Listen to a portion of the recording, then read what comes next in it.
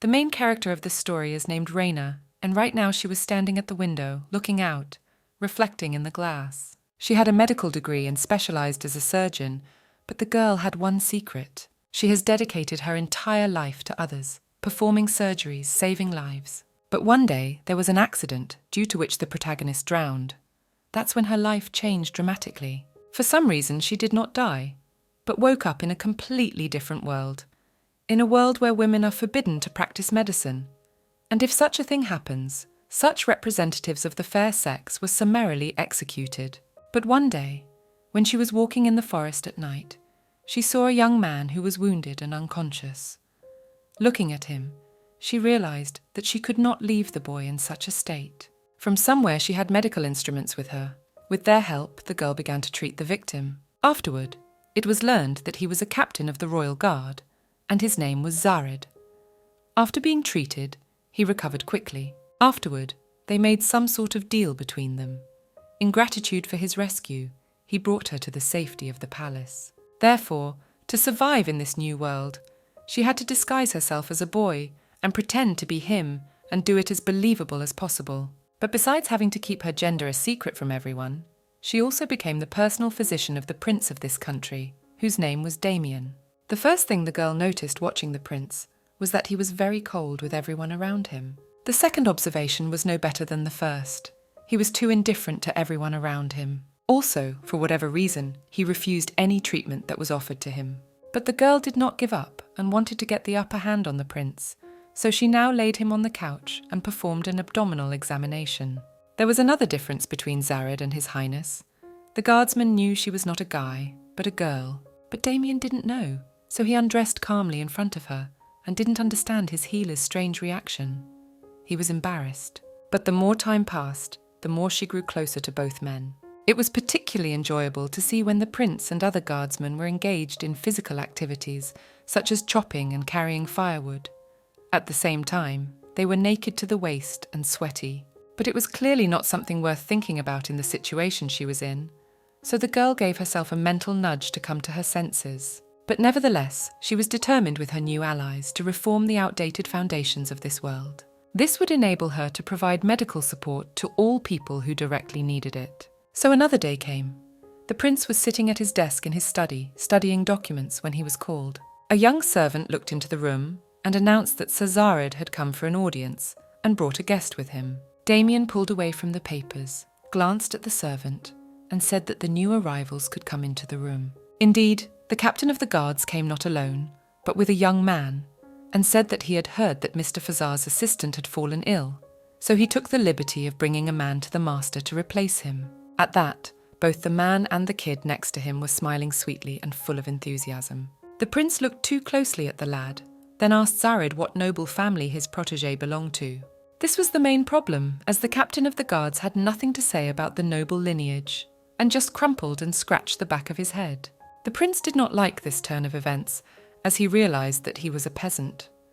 Raina was trembling, because she was from another world, and secondly, she did not like this social distribution. She realized that this was the kind of information she couldn't tell these people, especially that she happened to be the youngest surgeon in her department to graduate from Harvard Medical School and was the top student in her class.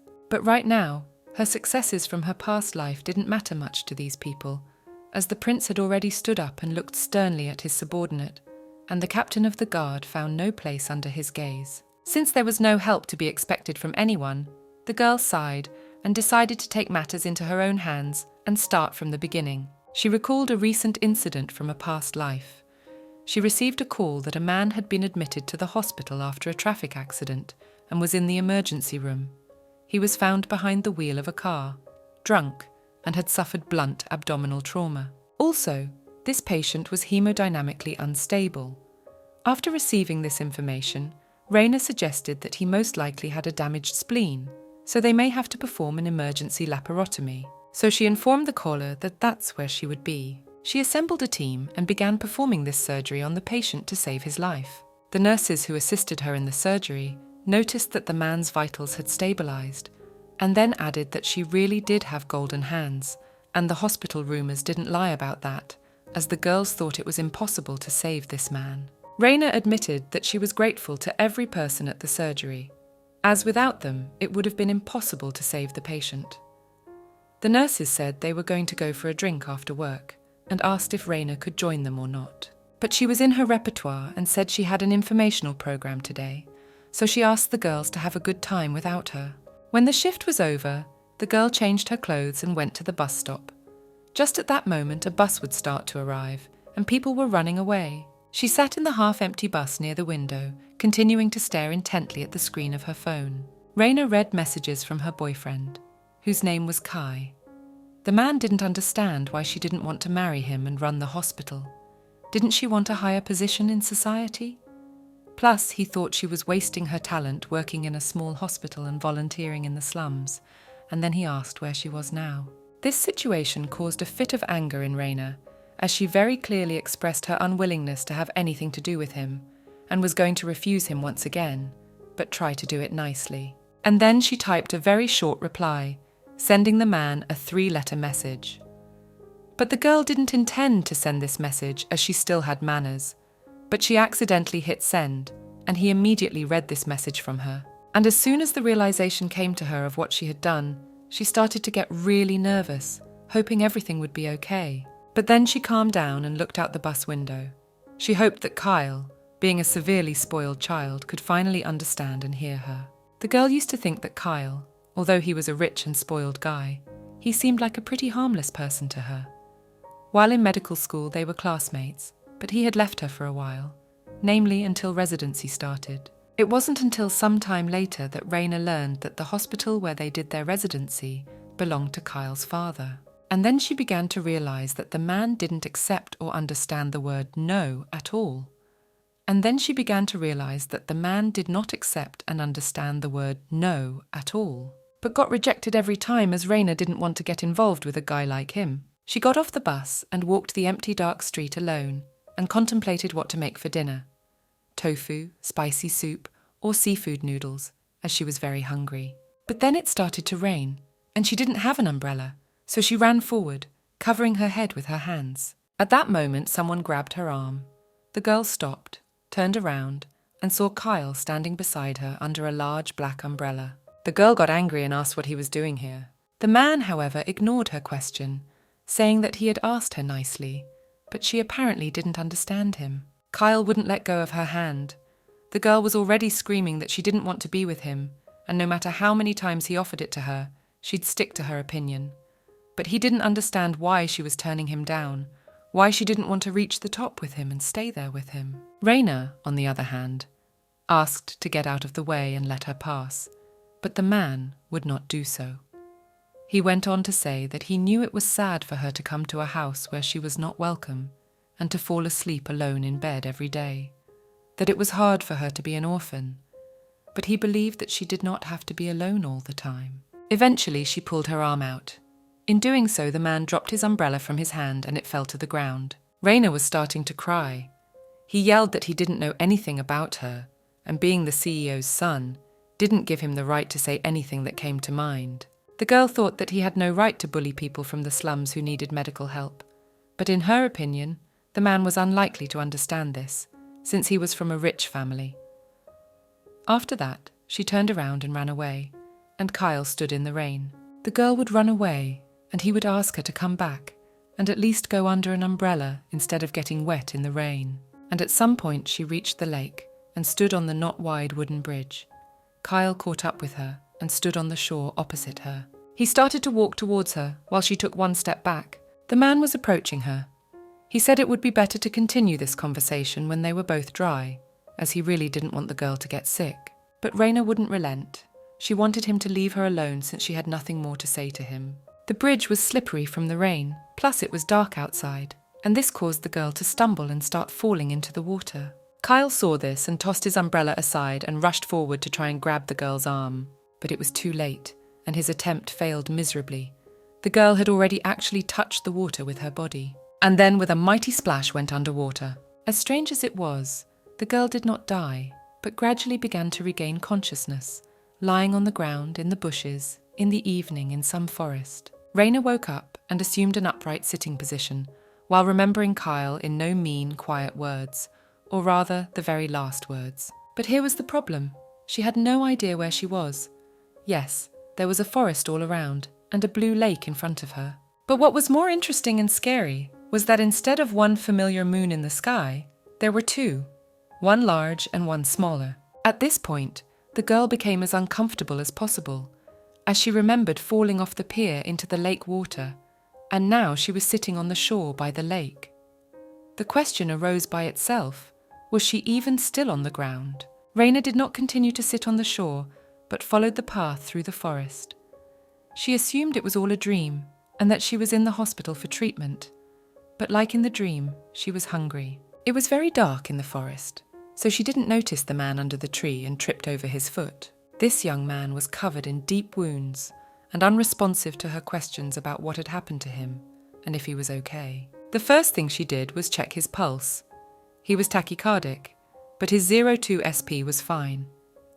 She then informed the patient that she would clean and treat his wound, but then she thought it was strange that she was talking to a man who was unconscious. The girl lifted him slightly and saw the deep, incised wounds that were bleeding heavily. Raina understood that the wound on her shoulder was too deep and needed to be stitched up, but how this man got it was a mystery to the girl. He was lucky, as Raina was on her way home from the hospital, so her bag contained many of the most necessary tools for such a situation. So without thinking for a second more, Raina began to stitch up the young man's wound.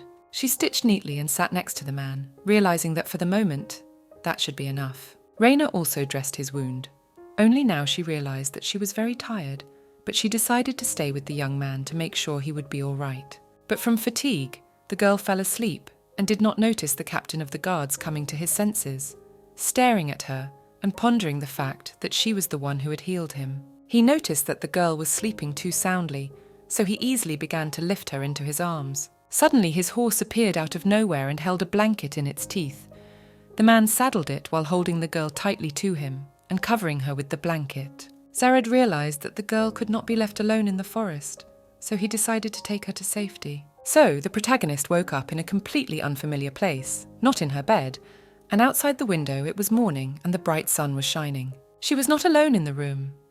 The man she had rescued was standing a little farther away, smiling and wishing her good morning, but calling her a witch, which puzzled and angered her a little. The girl asked the man questions: where she was, what this place was, why he had brought her here. But Zared was in no hurry to answer, for he had questions too, such as who she was and what she was doing in the forest in the middle of the night, so far from the capital. Raina, on the other hand, replied that she was lost, since that was technically true. But the man was in no hurry to believe her, for he knew that with where they were, there were no villages nearby. At this point, the girl was quite saddened, for come to think of it, she had no idea how she was going to get home. Raina was embarrassed under his gaze, and the man reflected on the fact that he had never seen anyone wearing clothes like that before, and the items in her bag were unusual, but still he didn't get the feeling she was lying. So Zared crossed his arms over his chest, smiled and said that as it was, she had saved his life, and he was very grateful to her for that. The girl cheered up and told him that he should not thank her, because it was her job. She was a doctor. The man covered his eyes and advised her not to talk about it so openly, for otherwise she might be accused of witchcraft and executed. Now this was where Raina was outraged. She didn't understand why on earth she became a witch. After all, she couldn't have travelled and gone to the medieval period. But then, the thought crossed her mind that perhaps she was caught up in the plot of one of Isekai's strange novels. The man, on the other hand, was calm and serious. He said that since she wasn't from here, she didn't know. But in this world, if anyone else found out about what she did in the forest, she would be executed. He had seen this kind of thing before. This sent Raina into a wave of righteous anger, as she didn't understand how she could be executed because she was an ordinary doctor. The man stood across from the girl and said that it wasn't about her being a doctor, it was about her being a female doctor, so he offered to help her find her way home. But here was the problem. Finding her way home to Raina was impossible. Zared already had another thought on how to help her, so he asked her to listen to him calmly, but to start by telling her time. The girl looked up at him, saying she wasn't a witch but a doctor, and her name was Raina. The captain of the guards said that since she had saved his life, he would repay her in kind and save her life now. Then the man took and opened her bag, from which he took out mini scissors, and inside the bag he showed bandages. After that, he asked her why she needed all these items. Raina was indignant because he could save her life without touching her scissors, and he put something like a cap on her and told her that the first thing they needed to do was to figure out a disguise for her, and then maybe cut her hair as well. So he cut her hair. It looked funny, but she didn't like it, and she thought the man was making fun of her because she didn't think her reflection in the mirror was very attractive. The man objected. He said it was a popular hairstyle in these parts. Next, he gave her bandages to wrap around her breasts and a set of clothes he wore when he was much younger. After she was done, they would go about their business. The girl wondered where they would go next, but the man took his time answering, putting on his shirt. And then he said that indeed she needed a new name, and he suggested the name Ren. And then he introduced himself, saying his name was Zared, and he was a captain in the Royal Guard. And he said he was going to take her to the only place that was safe for her. And so she now stood with Zared in Prince Damien's office, who sat at his desk. The prince's personal physician, whom the heir to the throne had asked to check Raina's skills, was also in the office. The man was ready to fulfill His Highness's orders. At that moment, the captain of the guards began unbuttoning his shirt, saying that he was asking urgently to listen to him. The man now stood with his shirt completely unbuttoned, his bare torso showing off the girl's work, that is, the stitching she had used to close his wound. Damien crossed his arms over his chest and stared silently at his subject, and Zared said that this was the man who had saved his man with his skills and decisions. Fazar, the prince's physician, was surprised, and the prince himself asked if his protégé had attended the medical university organized by the church. But the thing was, in this world, Raina didn't attend university, but in her world, she was a practicing surgeon. This gave another reason for the prince to doubt. He felt that perhaps only stitching wounds was all this teenager could do, whether his knowledge, skills, and talents would be enough to become a palace physician. The girl thought she would be a doctor for farmers and help them grow fruits and vegetables. But Zared continued to insist that he believed in Raina's talent and abilities. He even pounded his chest in emotion. It shook Damien's confidence a little in the talentlessness of the girl pretending to be a guy. Now he sat in silence and thought about the whole situation. The prince finally answered Zared. He said that if he wasn't his friend, he would have thrown him out of his office long ago. So His Highness looked at his court physician and asked him what he thought of Sir Zared's proposal. Fazar put his hand on his heart, covered his eyes, and said that he did not see any exceptional talents in this young man, girl. At that very moment, someone else came to the prince's house and knocked on the door before going inside. The door to the room was opened by one of the prince's servants, apologizing for interrupting such an important conversation. But a chip had happened in the infirmary, and Sir Fazar's help was needed there. The man reported that Sir Ralph's son Urgis was in extreme pain, and in addition his situation was getting worse by the day. The healer bowed, apologized to the prince, and went out. Raina looked at him worriedly, because she knew that the situation with the patient was bad. So she briefly turned to Damien and asked for permission to go to the infirmary as well, as she was worried about the baby's condition. But the man did not understand how she could help the court healer and showed his displeasure at her suggestion with all his appearance. But then he gave in and allowed her to go. Meanwhile, in the infirmary, Fazar was examining the patient. He was listening to his heartbeat and breathing through a stethoscope. Zared led Raina to the infirmary. There they saw Sir Ralph grieving. The healer asked about the teenager's initial symptoms. It turned out that the boy had vomited at least 4 times. He also had a fever and no appetite, and his abdominal pain had moved to his lower right side and brought a blue pain when the boy moved. On hearing of the symptoms and making an examination, Sir Fazar told Sir Ralph that he had seen many such cases, but even with the medicines they had, the lad would not live to see the morning and would soon die. The man cried. He realized that this was likely to be the result even if he used the High Priest's invention. But nevertheless, Sir Ralph was willing to do absolutely anything to save his favourite son from death. Raina suddenly remembered a moment in her medical practice when she stood in a room and watched a father cry bitterly beside the bedside of his child who was dying. So now, looking at this picture, she walked into the room and told the men that this child needed emergency surgery. Both sirs were taken aback by her statement, and she looked at them confidently and said she would save the kid's life at any cost. She was aware that it was risky and dangerous to draw attention to herself in her position, but she could not stand aside when the child needed help. So she turned to the boy's father again. She continued, looking Sir Ralph straight in the eye, saying that if he was willing to give anything to save his son, he should let her perform the operation, as she had done it many times before. The court healer was indignant. He asked the boy's father not to listen to this commoner without a proper medical education. But Sir Ralph had only one question: whether the man opposite him could save his son. So, on hearing the affirmative answer, Sir Ralph gave his consent to the surgical intervention, as he wanted to take even the smallest chance to save his child's life. But before she could begin the procedure, Raina needed to run a few physical tests, so she apologized to Urgis beforehand. She pressed on the lower right side of the boy's abdomen, and the boy skewered in pain. The kid was shaking all over, and she confirmed her fears.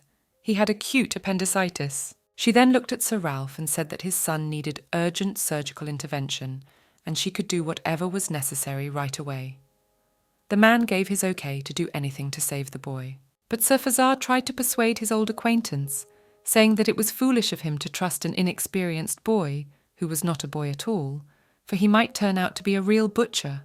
But Sir Ralph would not listen to him, for the court physician had no ideas of his own. Besides, the nobleman remembered how Fazar himself had told him a moment ago that his son was dying on this very bed. This offended the healer, and he turned away and started to leave the infirmary, saying it was a foolish decision by the man, but he had made it himself. But then he turned around and told Raina already that if the boy died on the operating table, he would personally order her execution for heresy. This threw Raina's fighting spirit off a bit, but Zared came over to her and said that he was 100% sure she could handle it at all. The girl realized that she didn't fully realize what she was getting into, but her goal was clear and precise: to save the boy at any cost. 3 days had passed since the day of the operation.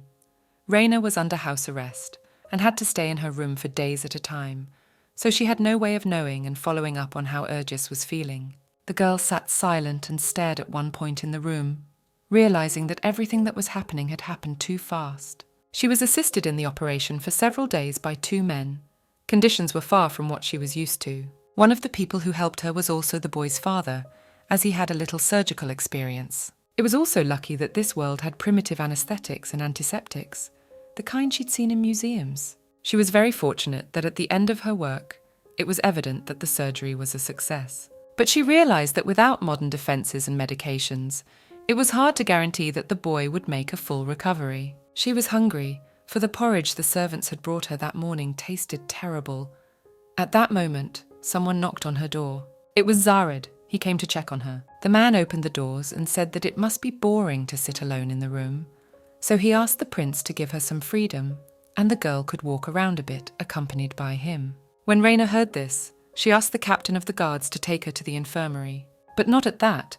Fazar met them at the door and was in no hurry to let them into the infirmary, as he thought Raina, now called Ren, didn't belong here.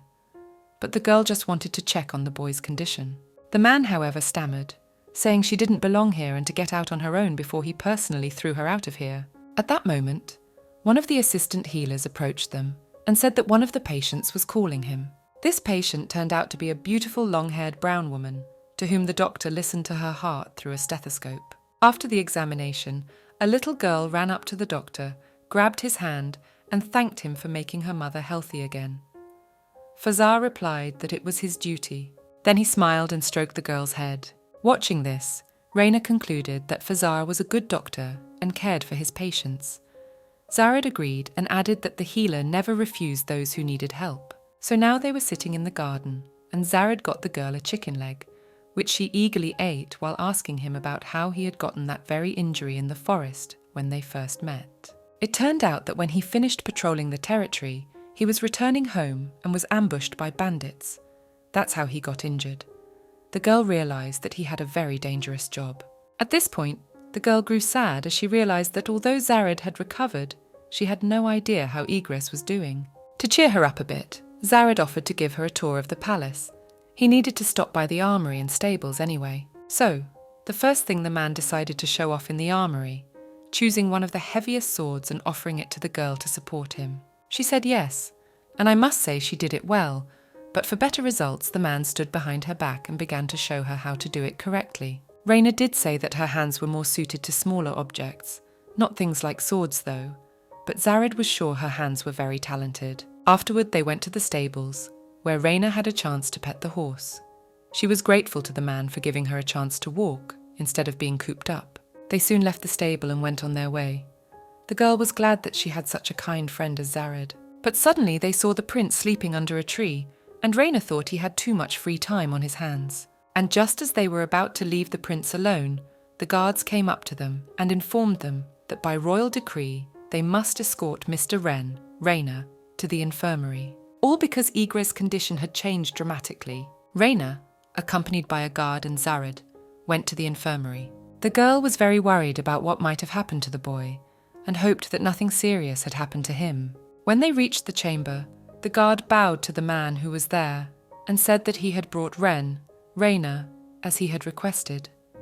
Sir Ralph said that the military man was free to go. When the girl crossed the threshold of the ward and saw that the boy was not moving, he asked Sir Ralph to tell her how his son was feeling. At that moment, the man stepped a little aside, and his son jumped up on the bed and waved cheerfully at Raina and greeted her. Urgis's condition made Raina very happy, for she had been worried that something bad had happened to him, so now she was glad that he was all right. The boy apologized, because he thought his father had overdone the urgency with which Raina, had been summoned here, and all because the boy had been in and out of consciousness several times in the meantime, and only today he's back to normal. Taking advantage of the moment, Raina asked the kid to let her examine his wound, to which he immediately agreed. So in one clear and quick motion, she unbuttoned the boy's shirt, examined the seam, and said that all was well and the wound was healing quickly.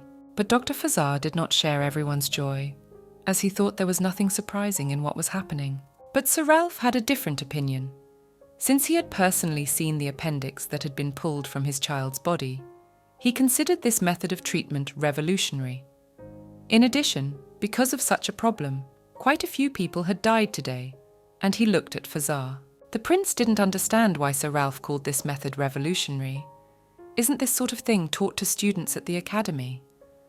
Sir Fazar began to justify himself, saying that he was aware of such a thing, but the boy's condition was complicated. But the boy's father assured him that such a thing had not been taught at the university up to that point. After that, he turned to Raina, and said that this technique and skill should be shared with other people. The girl replied that she didn't mind, but it wasn't her personal technique, but that of her master, who had died a long time ago. At that moment, Damien looked at her and asked, was training with a master really all she had under her belt? Raina began to make up a new story to keep the prince from asking her, and said that when her master was dying, he had made her promise that she would never tell anyone who he had been when he was alive. Sir Ralph thought that the girl's teacher was very inquisitive and far-sighted, since he had imparted his knowledge to her. The girl partially agreed, saying that her teacher would have been happy for his knowledge to spread as long as his name was not given to the technique of the operation. Raina suddenly remembered the elderly Professor Charles McBerry, who had once invented the appendectomy incision. But the prince drew his own conclusion. He asked Sir Ralph if he thought that the palace healer Fazar was incompetent compared to this commoner, Raina. The boy's father tried to say that he had in no way meant to belittle Sir Fazar's abilities. The healer himself looked insulted. The prince now turned to Dr. Fazar and asked him if in so many years of working in the palace, he had never heard of appendicitis. The man did not know what to say to his ruler. Damien said that he had held the court healer in high esteem for many years, but now he was unpleasantly surprised that the novice doctor's knowledge from the village was greater than his. He then offered to replace him. This sent Fazar into shock, and Raina herself realized that this wasn't what she wanted at all. The man began urging Damien to come to his senses, because Master Raina was an unusual doctor, so the knowledge he taught him was not available to anyone in the capital, not just him. The prince, however, was categorical. He did not tolerate incompetent people, so he was not going to turn a blind eye to the healer's shortcomings. His Highness had said that the palace doctor had to take care of the life and health of everyone living in the castle, so he couldn't entrust them to just anyone. Raina herself didn't like that a bit. So she decided to intervene and said that she disagreed with the prince, as Sir Fazar did not deserve such behaviour. The girl looked the prince straight in the eyes and told him that Dr. Fazar is a very good doctor. Yes, he might not know the technique of treatment for appendicitis, but in other areas he is very good. But Zared had a more interesting idea. He suggested that the prince keep Sir Fazar in his position, but make Rain, his personal physician. But the girl didn't like it, as she thought it was a very bad idea. And how could he decide for her?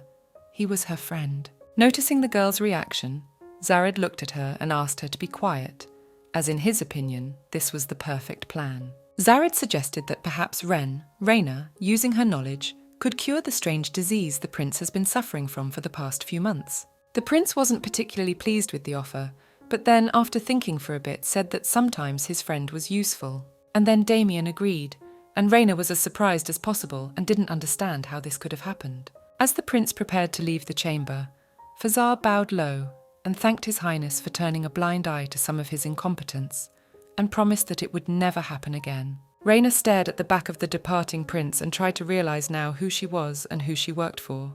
The girl was in shock, as she did not fully understand how she got into this world, and now on top of everything else, she became the prince's personal physician. In addition, she made an enemy in the person of Sir Fazar, as he considered this girl, as the culprit for his failure. After Rayna and Zared left the infirmary, they were walking down the palace corridor when they were approached by one of the castle employees. The man informed her that he had received orders to show her her new quarters. It sounded interesting and surprising. The castle worker asked to follow him. He also said that her bag was already in her new room, and the closet had several outfits prepared for her. The man also said that His Highness had informed him that Rayna, would be his personal physician, so a room had been prepared for her near the prince's chambers. And so, when the castle worker opened the doors of the room and let Rayna inside, the girl was taken aback by the beauty she saw before her. Seeing the girl's mood, Zared said he would leave her alone to rest, and the worker said that if she needed anything, she could call him. The girl was ecstatic, as she had never had such a luxurious room and such a big bed before. Suddenly she saw a beautiful door. She wondered what was behind it, so the girl went to the door and pushed it open. And just beyond the door was Prince Damien's room, which was currently being passed around and had a bare torso. When she saw this, she slammed the door shut and leaned back against it. Now she thought about opening the door again and making sure that she hadn't imagined what was behind the door. The prince at this point said that he had not called for a doctor. The girl began to say that she had no idea that their rooms were connected. Damien then asked Rayna to open the door. So the girl had nothing to do, and she opened the door and peeked into His Highness's room. He had already taken off his shirt completely and was standing there with his bare torso, asking her if he looked so intimidating. Rayna started rambling about how she wasn't scared of his naked appearance, and in fact, she sees a naked man in the mirror every day, pretending to be a man in front of an aristocrat. Such a reaction from the girl caused the man to laugh. Afterward, he twitched slightly and slipped his shirt over his shoulders, saying that when Rayna needed him, he would call her, because for now, the symptoms weren't showing much. The prince then turned away and said that he had no time for examination, though Rayna offered to call herself for necessities. Seeing that the prince was being stubborn, the girl decided to change his mind, telling him that his subjects counted on him as their leader, so he couldn't be a good leader with poor health. But the attempt was fruitless, and the prince escorted the doctor out the door. But Rayna did not leave the room, but apologized to the man for her bluntness, saying that every doctor should be honest with himself and his patient. At this point, the prince gave up and promised to undergo examinations as soon as he had free time to do so. This answer satisfied the girl, and she left the prince's room, went into her own, and plumped her face on the bed. She lay back on the soft pillows and pondered the fact that this prince was too much of a stubborn man. But then Rayna wanted to go out for some fresh air, and in the garden she saw a beautiful blonde woman humming something and watering the flowers. So she decided to approach the girl, but when she called out to her, the stranger was startled and dropped the book. Rayna apologized for scaring her and bent down to pick it up. And then her gaze fell on the contents of the book, and it was quite provocative. Assuming that she had imagined it, Rayna picked up the book and read what was written there once more. It shocked the stranger, so the blonde ran up to Rayna and snatched her book from her hands. Both girls were embarrassed. Needing to salvage the situation somehow, Rayna said that she just wanted to tell the stranger that her cat was very cute. Then the blonde looked at her and said that the cat's name was Carrot Top, and her name was Vanya. Rayna also introduced herself and said it was a pleasure to meet Vanya, and the blonde was already asking her if she was the prince's new doctor. Vanya thought that Rayna was a very kind person because she healed other people. The doctor didn't quite agree. She knew she was trying to be kind and patient. But sometimes there were difficult patients like the prince. It was what was needed, which was gossip, and the blonde asked excitedly if the prince was immune to the doctor's care. But Rayna was sure that the prince had his own reasons for this behavior. She was more interested now in what Vanya was entertaining himself with. After all, Rayna herself was new and very new to this city. The girl confidently stated that she really liked to read, but she felt that such things wouldn't be of interest to Rayna. But Rayna also loved to read, and she had a period in her life where she read a lot of romance novels. But yeah, she's a pretty busy person now. This made the new acquaintance absolutely thrilled, as she had met someone who didn't think of women as furnishings and someone to talk to. And even better was the fact that it wasn't Zared. Afterward, Vanya asked Rayna what her hometown was like, since she had heard that the new doctor was not from their area. But Rayna didn't want to answer that question, and decided to turn the conversation in another direction, and asked if the girl was taking care of all those beautiful flowers and trees in this garden. The blonde beauty confessed that she gardens when she gets time to do so, as beautiful things and plants help the people around her. Hearing this, Rayna praised Vanya, as she thought she was a very talented and capable girl, since she was able to make an ordinary garden so beautiful. This compliment was very important to Vanya, and she thanked Rayna, while continuing to water the flowers. And then the blonde's attention shifted. She saw Zared and Damien talking to each other in the garden. And then Vanya made up all sorts of weird stuff about herself and suggested to Rayna, that they become friends. Rayna slept in her new room and bed. She dreamed that she was home, and now the alarm clock was ringing loudly and obnoxiously. The girl jumped up abruptly and sat up in bed. She wasn't fully awake, so she thought she had surgery in an hour and needed to find her white robe. But then, after a moment of thought, she remembered that she was no longer in her familiar world. Rayna realized that it had only been a few days since she had entered this world. She wondered how she could find a way to get home, if she would have to live here for the rest of her life. The girl's imagination immediately threw up a picture of her already sitting, walking around in a cassock with short hair. She tried to banish it and think about returning to her world. But since nothing had come to mind yet, she decided to make the best of the situation, because there were plenty of people here who needed medical attention as well. At that moment, her new acquaintance Vanya knocked on the door of Rayna's chambers and asked if the girl was awake. She said yes, she was awake, but asked me not to come in for a couple minutes, and ran to bandage her lap and change her clothes. After she was done with her disguise, she went out to the blonde and asked her what she could do to help her, if there was anything wrong with her. Vanya grabbed Rayna and said that since she was having trouble with the prince who is her elder, she decided to help her. So pulled Rayna by the hand down the hall. And then the girl tensed up a bit, not understanding and asking who her older brother was. And so Vanya stopped in front of one of the doors and unceremoniously opened it. Inside the room stood Prince Damien and changed his clothes. At this moment, Rayna began to realize that Vanya and Damien were brother and sister. This surprised her very much. The girl did not understand how these two people could be related, as the prince was a cold, reserved, somewhat aloof man, and the girl a very kind-hearted person. The blonde came into the room and started yelling at her brother, saying that he should let Rayna, have him examined before his pain became unbearable. But the prince patted her on the head and said that he will definitely get the examination, but later, as he has too much to do right now. But the girl pushed his hand away and menacingly ordered him to take time to look around. The prince gave in under his sister's pressure and asked Rayna if she had received the instruments he had ordered for her. The girl said she had received them, would now take them and return to the room. The moment the girl opened the doors, she crashed into the chest of Zared, who was about to enter the prince's chambers. The captain of the guards apologized to the girl. She apologized too, and said she didn't know he was standing outside the door. Then they parted ways. The girl went to get her tools and the man came into the room. The prince asked him what was wrong. At that moment, Vanya stepped out from behind her brother's back, walked up to Zared and said hello to him.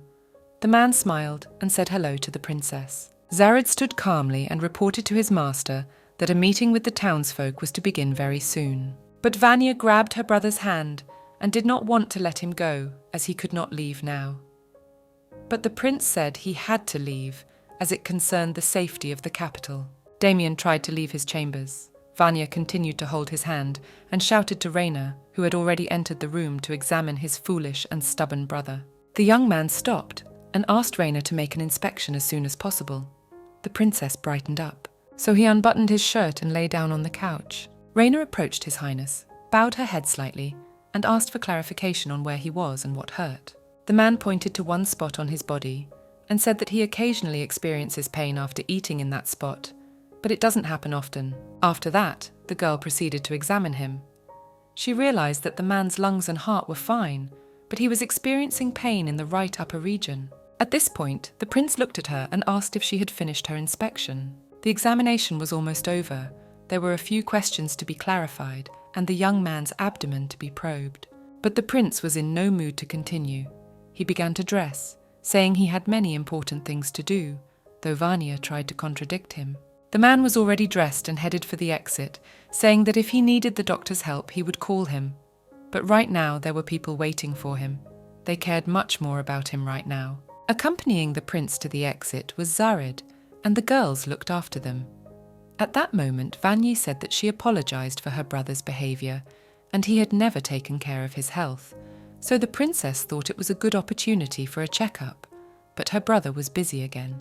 Raina, on the other hand, felt that there was no reason to apologize, as she was glad for even this small opportunity to have her patient examined.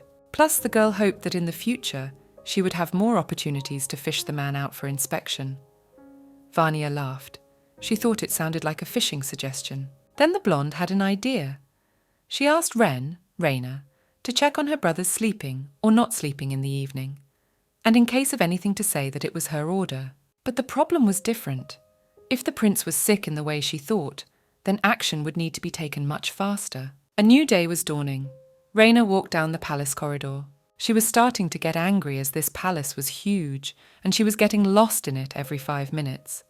So the task of finding the right person was getting harder by the minute. Complicating the situation was also the fact that there were only unfamiliar faces around her. But what made it worse was that her only patient in this castle would barely let her near him. The girl remembered how she had tried to fulfill Vanya's request the other day. So in the evening she took a candle and went to the prince's chambers. It was already quite late, so Raina didn't expect the prince to be awake yet. But he wasn't asleep. He was no longer dressed as formally as in the afternoon. His shirt was unbuttoned. At the same time, he was sitting and scrutinizing government documents. The girl, however, did not dare to enter the room. So from the threshold she asked the prince to rest a little, for his younger sister was very anxious about his health. Looking at Damien, Raina remembered herself when she was in medical school. Back then, she would spend her nights studying textbook information. But she didn't have someone to take care of her at that moment. So it seemed to her that the young man didn't realize how lucky he was to have those who cared and cared for him so much. But the only thing she could do now was make sure the prince didn't work himself to death. And so she made the decision to get her hands on the best tools and equipment she could find in this world. Then she heard the clinking of swords. Zared and the other guardsmen were practicing outdoors, so Raina went to the armory on her own. But then she took a closer look at the guards captain's body. He had well-defined straight muscles and oblique abdominal muscles. She realized that both Zared and Damien looked perfectly healthy at first glance, so it was impossible to tell if a patient was sick or healthy without examining them. Raina didn't notice as she stared more and more intently at the man, but he felt her gaze on his skin, and he felt uncomfortable. Other soldiers noticed the condition of their commander and asked if he was all right. The man was embarrassed, so he decided to interrupt the training. He asked his subordinates to continue training without him with each other. The man put on his shirt as he walked and headed over to Raina, assuming she needed his help. The girl was embarrassed that she had interrupted his training. She just needed to find out if there was a blacksmith shop in the palace, as she needed to make surgical instruments. Zared smiled and promised to escort her, as he was well acquainted with the blacksmith. He kept his promise, and after a while they came to the blacksmith's house. Zared went to the door and knocked several times, asking if Jeems, that was the name of the craftsman, was home. As soon as the man behind the door heard the familiar voice, he quickly walked over and opened it. At this point, smoke billowed from the room, that the guests coughed, and the man smiled cheerfully and informed them that he apologized. He was just trying to bake something. Such a statement surprised and alarmed Raina as her imagination began to toss around the idea of sintered swords. To lighten things up a bit, James approached Raina, shook his hand, saying he hadn't seen him here before, and asked her what her name was. The girl introduced herself, not forgetting her legend. It was wonderful. The man, by the way, had managed to bake muffins before they arrived. But unfortunately, he couldn't say that the sweets were as good as the swords. When Raina walked into the blacksmith's house, however, she couldn't believe her eyes as the room was sparkling and perfectly clean. The girl looked at the items on the walls with fascination, thinking that most likely the blacksmith would be able to make the tools she needed for the job. At that moment, James pulled out his muffins, but when he looked at them, he was saddened because he had overcooked them in the oven. Anyway, the man offered the guests to taste the sweets, even though they smelled of smoke. Zared and Raina decided to politely decline, as the muffins looked and smelled awful. But seeing that James was almost crying, the girl decided to try one, so as not to upset her master even more. The captain of the guards looked at it cautiously and asked if she was sure of her decision. So she held one muffin in her hand, remembering what the food she used to make herself look like when she first started school. So she took one bite, a second, and realized that the deliciousness looked much worse than it tasted. James was very happy that she liked his food, and he said he'd used a secret ingredient in cooking it. Raina hoped it wasn't soot. However, James quickly became serious and asked Raina what she needed here, what he could be of use to her. Since it went like this, the girl said that since she was appointed as the prince's personal physician, she needed some medical, surgical instruments. The girl pointed her finger at the sample weapons and noted that James was a very skilled craftsman, so she hoped he would agree to make some tools for her. James was certainly pleased that the girl thought so highly of him, but medical instruments were not his specialty, so she'd better look in the city, for there were many talented artisans there. At that moment, Zared came over to his friend, put a hand on his shoulder, and told him that he needed to be more confident since he hadn't even familiarized himself with what needed to be done yet. The man then asked Raina to draw a sketch of the tools she needed. Raina sat down at the table. There were blank sheets of paper and goose quills in front of her, which she had no idea how to use. She was lucky at least in that these instruments had become an extension of her hand over the years of practice. Yes, and she didn't think she would ever have to take part in their creation. Looking at Raina's drawing, Zared concluded that these tools were much simpler than the swords James had to make. The blacksmith himself was also pleasantly surprised, as he had thought they would be like amputation saws. So James now confidently announced that he would lend her a piece of his talent for such an important cause. Raina thanked him and thought to herself that now she needed to gather her medicines and get some personal protective equipment. Zared watched the conversation between friends and realized that although the girl had settled down well, she had no idea what difficulties she would have to face. So the girl went to the drugstore. There was a handsome, long-haired man sitting behind the counter. He was glad to see the captain of the guard, so he was curious about the cure for what he needed: bloating, warts, or impotence. At this point, Zared took Albie aside and asked him to refrain from making such comments in front of the newcomer. After the man returned behind the counter, he looked at Raina, and said, "So he is the prince's new personal physician." The man looked intently at the girl and said that he was the manager of the royal apothecary, and he was willing to do her a favour and asked to call himself Albie if she had no trouble.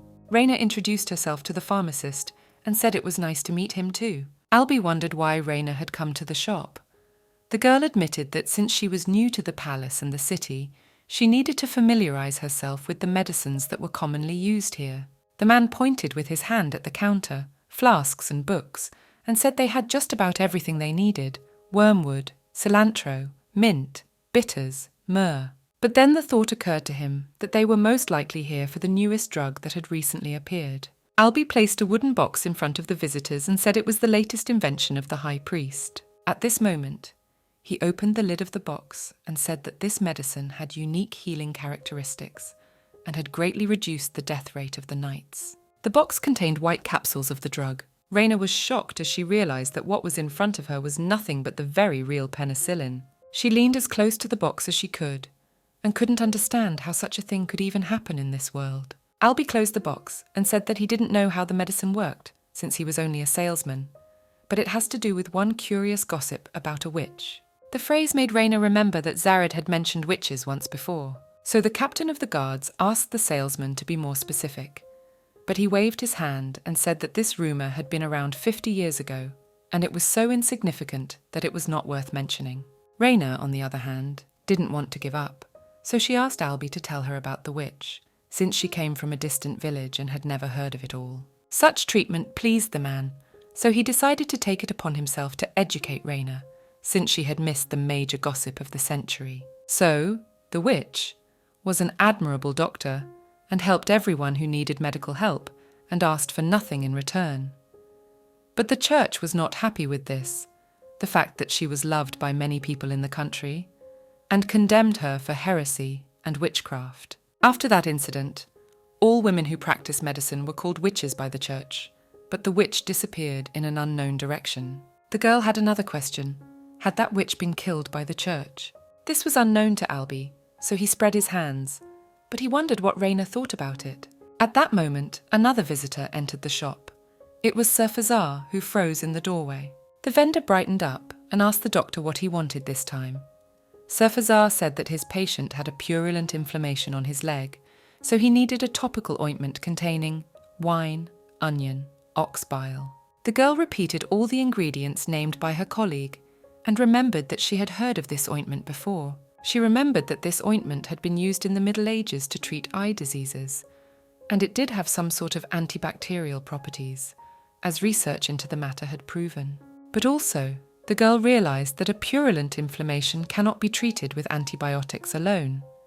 Therefore, to begin with, it is necessary to drain the necessary place properly, because without this, the pus will continue to grow until it bursts. At that moment, Raina turned to Sir Fazara. The girl asked the doctor if he had already removed the pus, but the man said it was none of her business. But the girl did not lag behind. She said that if the pus itself does not drain and does not come out, then it must be opened and dried. And then she asked if the doctor had found the cause of the inflammation. Sir Fazar looked at his colleague indignantly, but she went on to say that if the pus is not drained, the abscess will burst, and that would cause the wound to worsen.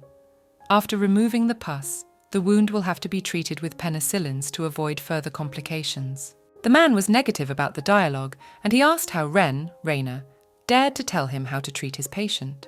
The girl said she did not mean to insult the healer, but gave him advice from the pinnacle of her healing experience, so she believed he would understand her, as a doctor with years of experience. Such insolent behaviour enraged Sir Fazar, and perhaps he would have struck her, but suddenly Zared came to the forefront, defending her. The man tried to reach out to the elderly healer and asked him to consider his words carefully. Since insulting His Highness's personal physician is equal to insulting the prince himself, so he should think about his words. At that moment, Albie came back behind the counter and said that he had the order fully assembled for him. But then, Fazar asked the pharmacist to add penicillin to the order. As soon as Albie had packed the order, Sir Fazar grabbed it and went to leave. Raina watched him and realized that the man was beginning to consider her words. It was time for Raina and Zared to leave as well. The girl thanked the apothecary for the interesting and important information. Albie said he would be glad to see her any time. The man and the woman were walking home, and she decided to thank him for always being on her side and supporting her. Zared replied that it was nothing, as he felt responsible for her in a way, because she was in this situation because of him.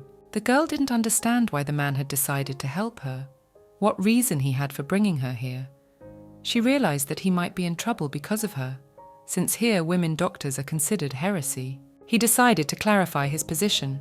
Since women doctors, witches, began to disappear, then medicine began to wither away. In addition, all women doctors have come to be regarded as a heresy unworthy of their knowledge. So those who didn't have money, they couldn't seek the medical care that the church gave them. What's more, it's a difficult time. That was one of the reasons why the town guard had requested a meeting with Damien. They wanted to discuss at least the most pressing problems of the townspeople with him. Zared himself was born into a very ordinary family that was far from nobility, and meeting her gave him hope that medical knowledge was thriving somewhere outside the church. The man realized that he had no right to place such a heavy burden of responsibility on her fragile shoulders, but he believed that she would be able to bring her knowledge of medicine to the people of this country. Plus, he'd already seen the positive changes she'd had a hand in such a short period of time. But he had altruistic reasons as well as more personal and selfish ones. Also, relations between the church and the royal family have always been complicated and strained, and no one wants to upset this delicate balance between them. But things are changing now. Damien is not like the old rulers. He's a prince to the people. And on top of that, he's his friend. Zared believed that he had brought the girl to the castle in hopes that she would be the one to reach his friend and cure his illness. After a long speech, he scratched the back of his head in embarrassment and asked if she could forgive him for those motives. At this point, the girl called out to him and told him that it was not a burden he had placed on her shoulders. Raina looked at her friend and said that it was an oath she took when she became a doctor, so she would never miss someone's life. Raina started practicing, and from what she saw in this world, people don't know anything about germ theory. But as you know, it was a very important moment for any surgeon and doctor. After all, it is known that every surgery is accompanied by a high risk of complications and possible infections. The girl walked down the corridor of the castle and reflected on the fact that she would have no problem working with Prince Damien, as he was a very stubborn man. At this moment, one of the prince's servants came up to her and said that His Highness was now relieved and could receive her. When Raina, walked into the work office of the prince, who was filling out government documents. Without looking at the girl, he asked her what she wanted and why she had come. The girl asked if the prince could help her find a tailor who could make her a medical uniform. Damien asked if she had gone to the palace tailor with this request. She admitted that she'd approached him, but what he'd gone to didn't fit her order at all. The man tore himself away from the paperwork and asked what kind of uniform it was that even the palace tailor couldn't manage. He wondered if there was a special uniform for operations. The girl confirmed it. Raina explained that the special surgical uniforms protect the doctor and patient from pests and ensure an improved environment conducive to patient recovery. The prince wondered. He had never heard of such a thing before, so he concluded that this idea and conclusion belonged to the girl's teacher. Raina confirmed it and added that there were various organisms in the air, water and earth that were the basis of various diseases. They could be so small that they could not be noticed by the ordinary eye. Damien continued this thought and suggested that it was these organisms that caused wounds to fester and not heal. The girl glowed with happiness, because at least someone understood her. Raina was glad that the prince took her words seriously and was determined this time. Besides, Damien wanted to see how such operations were done, and if everything went well and the result was good, he would standardize her standards of operations in the palace and in the kingdom as well. Raina brightened. She said the prince would be the first to see her new surgery uniform. At the girl's reaction, the man became embarrassed. He said he would give her permission to travel to the capital, which she could use at any time. His Highness hoped and trusted that the girl would follow her teacher's instructions. At that moment, the door to the study opened ajar, and the prince's younger sister peeked into the middle of it. She confessed that she had just heard about the trip to the capital. The prince sighed and said that Vanya, as always, showed up at the most opportune moment. The girl laughed and said that it was her special talent that got better every year. Vanya wanted to go to the capital with Raina, very badly, and she was sure that their mum and dad wouldn't mind if he gave her his permission. But the prince wondered, since when did his sister ask him for permission to do something? The girl grabbed Raina's hand, showed her brother her tongue, and said from this very moment. So she made a very cute face and started complimenting him, saying he was the best, smartest, handsome, feminine brother. In this way, she tried to persuade the prince to let her and Raina, go to the capital. At this moment, Zared entered His Highness's office, bringing a huge stack of various documents. He said that it was up to His Highness to examine all these papers. Damien didn't look happy at that, and his sister glared at the man who had entered. The prince looked at his friend in an intimidating and threatening way, and asked him since when his office had become a fair. But Zared asked him not to look at him like that, because he was doing his job. The captain of the guards notes that Damien is first in line to the throne, so his father, the current king of Piolisteo, wants to make sure his son has enough experience in running a country, and that includes paperwork. At this point, Damien was a little offended and said that Zared had always recognized his father's authority more, even when he was his personal guard. Vanya reminded her brother that not so long ago, he had personally dragged Zared into various dubious ventures, so it was logical that he was more accepting of the king's authority. It was the king who paid the guardsman's money too. Now the blonde switched to Raina and began to tell her that Zared had started at the palace as her older brother's babysitter, so he had to put up with a lot of the young His Highness's antics in his time. The man remembered an interesting story too. He and Damien had been 13 years old at the time, and the prince had called him to his room one night and ordered him to run away from the palace with him. At that time, the prince was ill and had stomach problems, so Vanya kept teasing him that he would soon have to go under Surfazar's knife.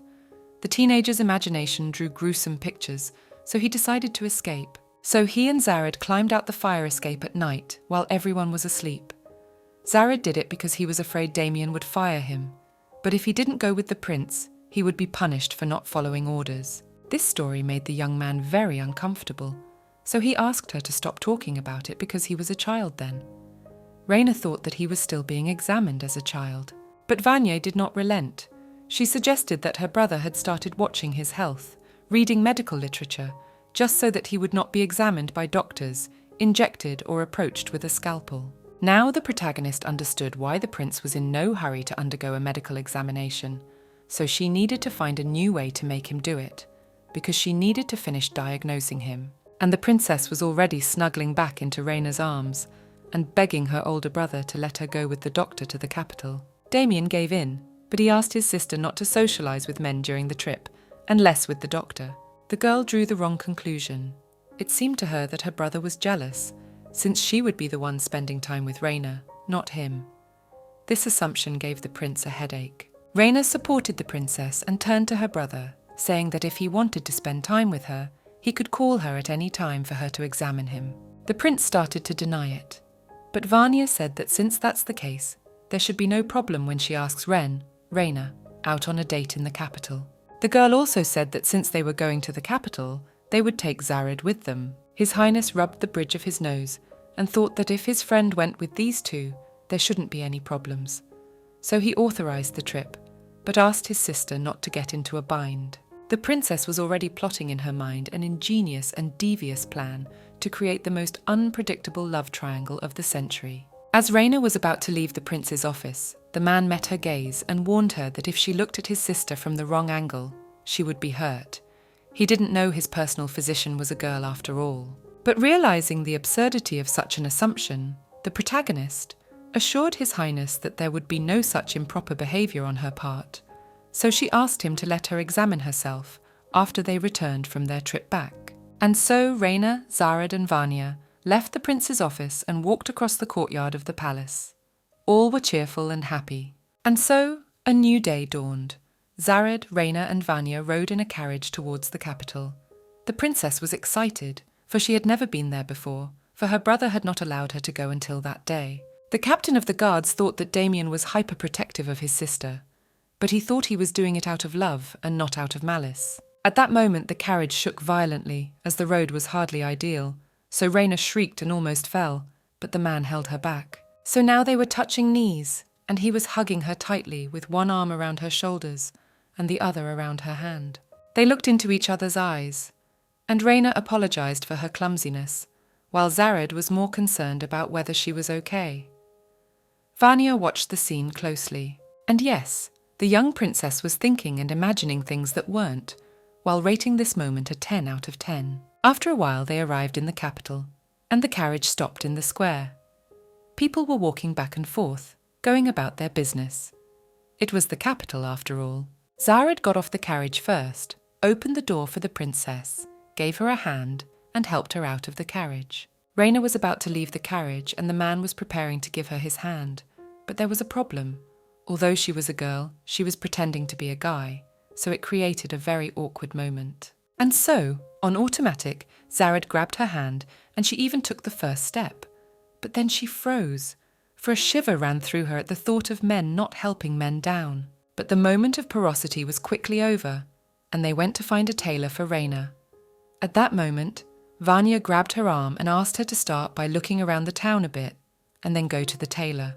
The captain of the guards approached the girls and asked if they would mind if he went into one of the stores, as his younger sister was getting married soon, and he would like to buy her a nice gift for the occasion. Vanya looked at him with admiration and said that every girl would be happy to be his bride. But the man, embarrassed, replied that he doubted it, and rather already every girl would be happy to be at least her brother's fleeting bride. But such a fascinating conversation was interrupted by Raina with a rather silly question. She asked if Damien still didn't have a soulmate, And then Zared and Vanya started laughing loudly. The princess said that her brother was picky about everything: food, clothes, and other things, but not people. The man supported the idea and said that at this rate, Damien would have to marry the first woman he met if the king didn't marry him.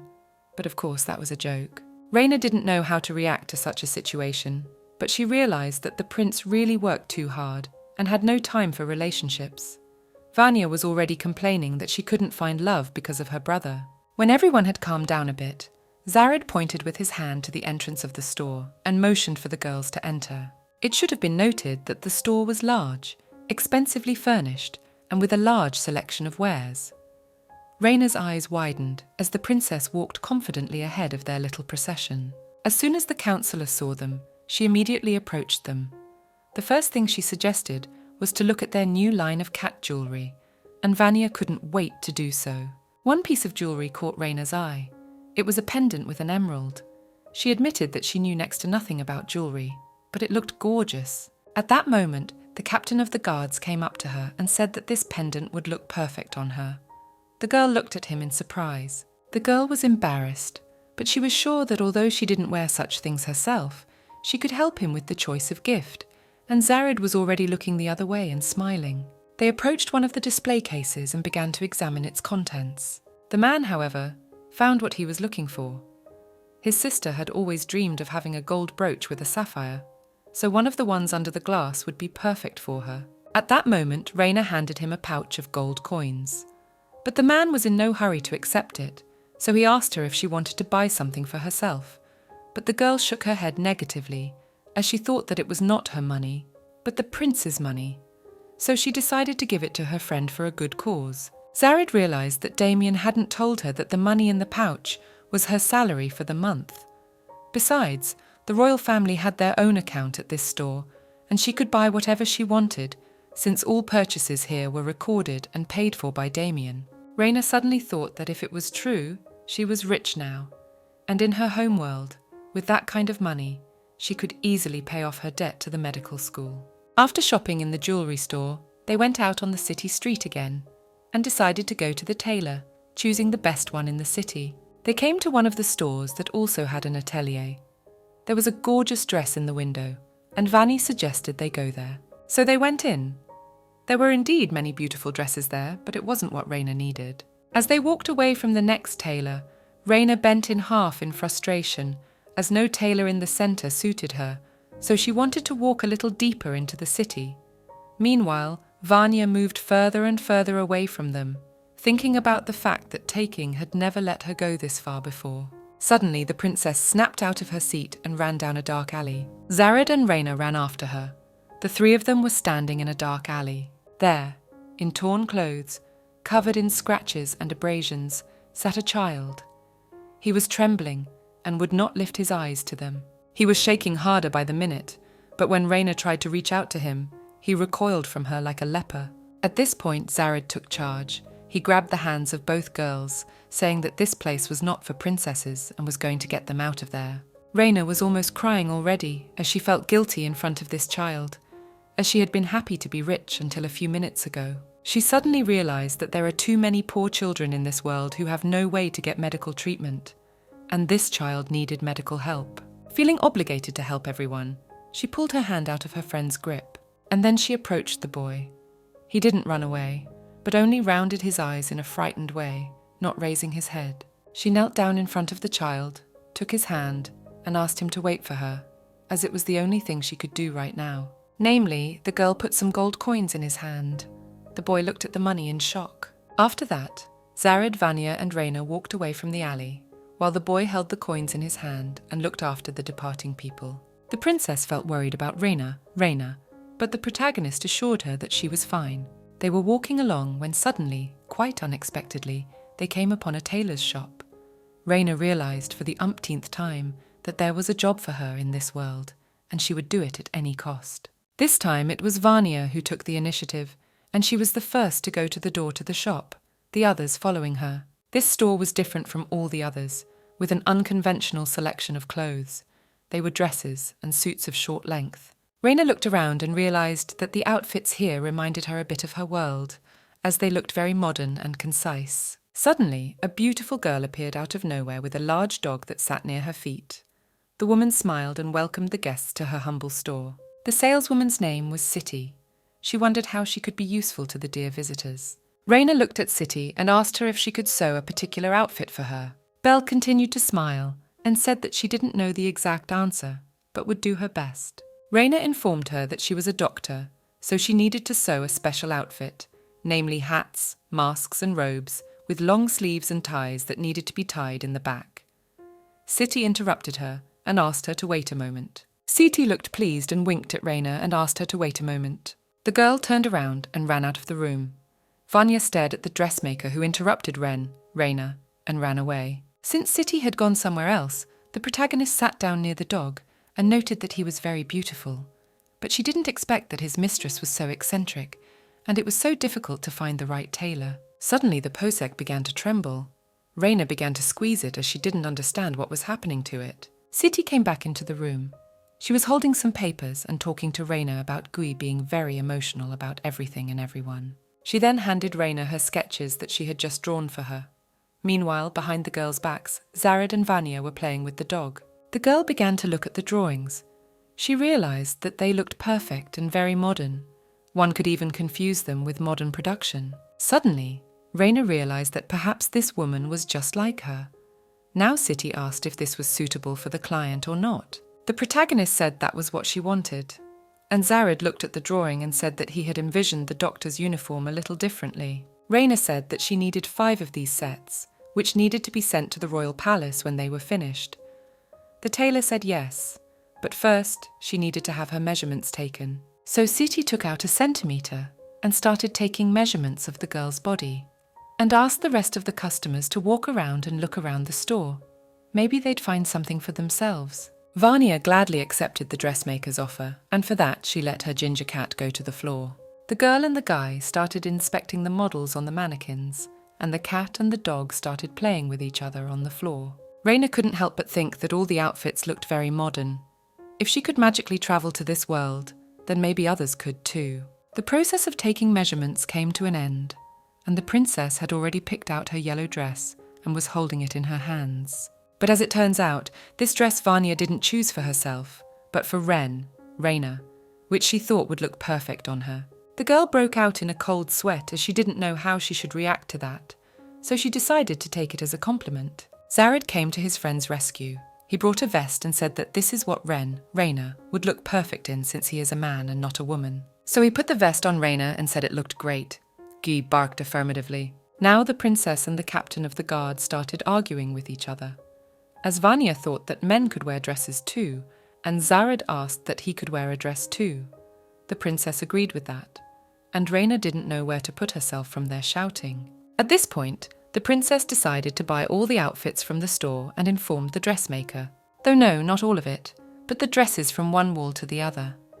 Zared stood dumbfounded beside the girl and watched her hand. Zared, on the other hand, realized that it wasn't a part of the goods, but absolutely everything.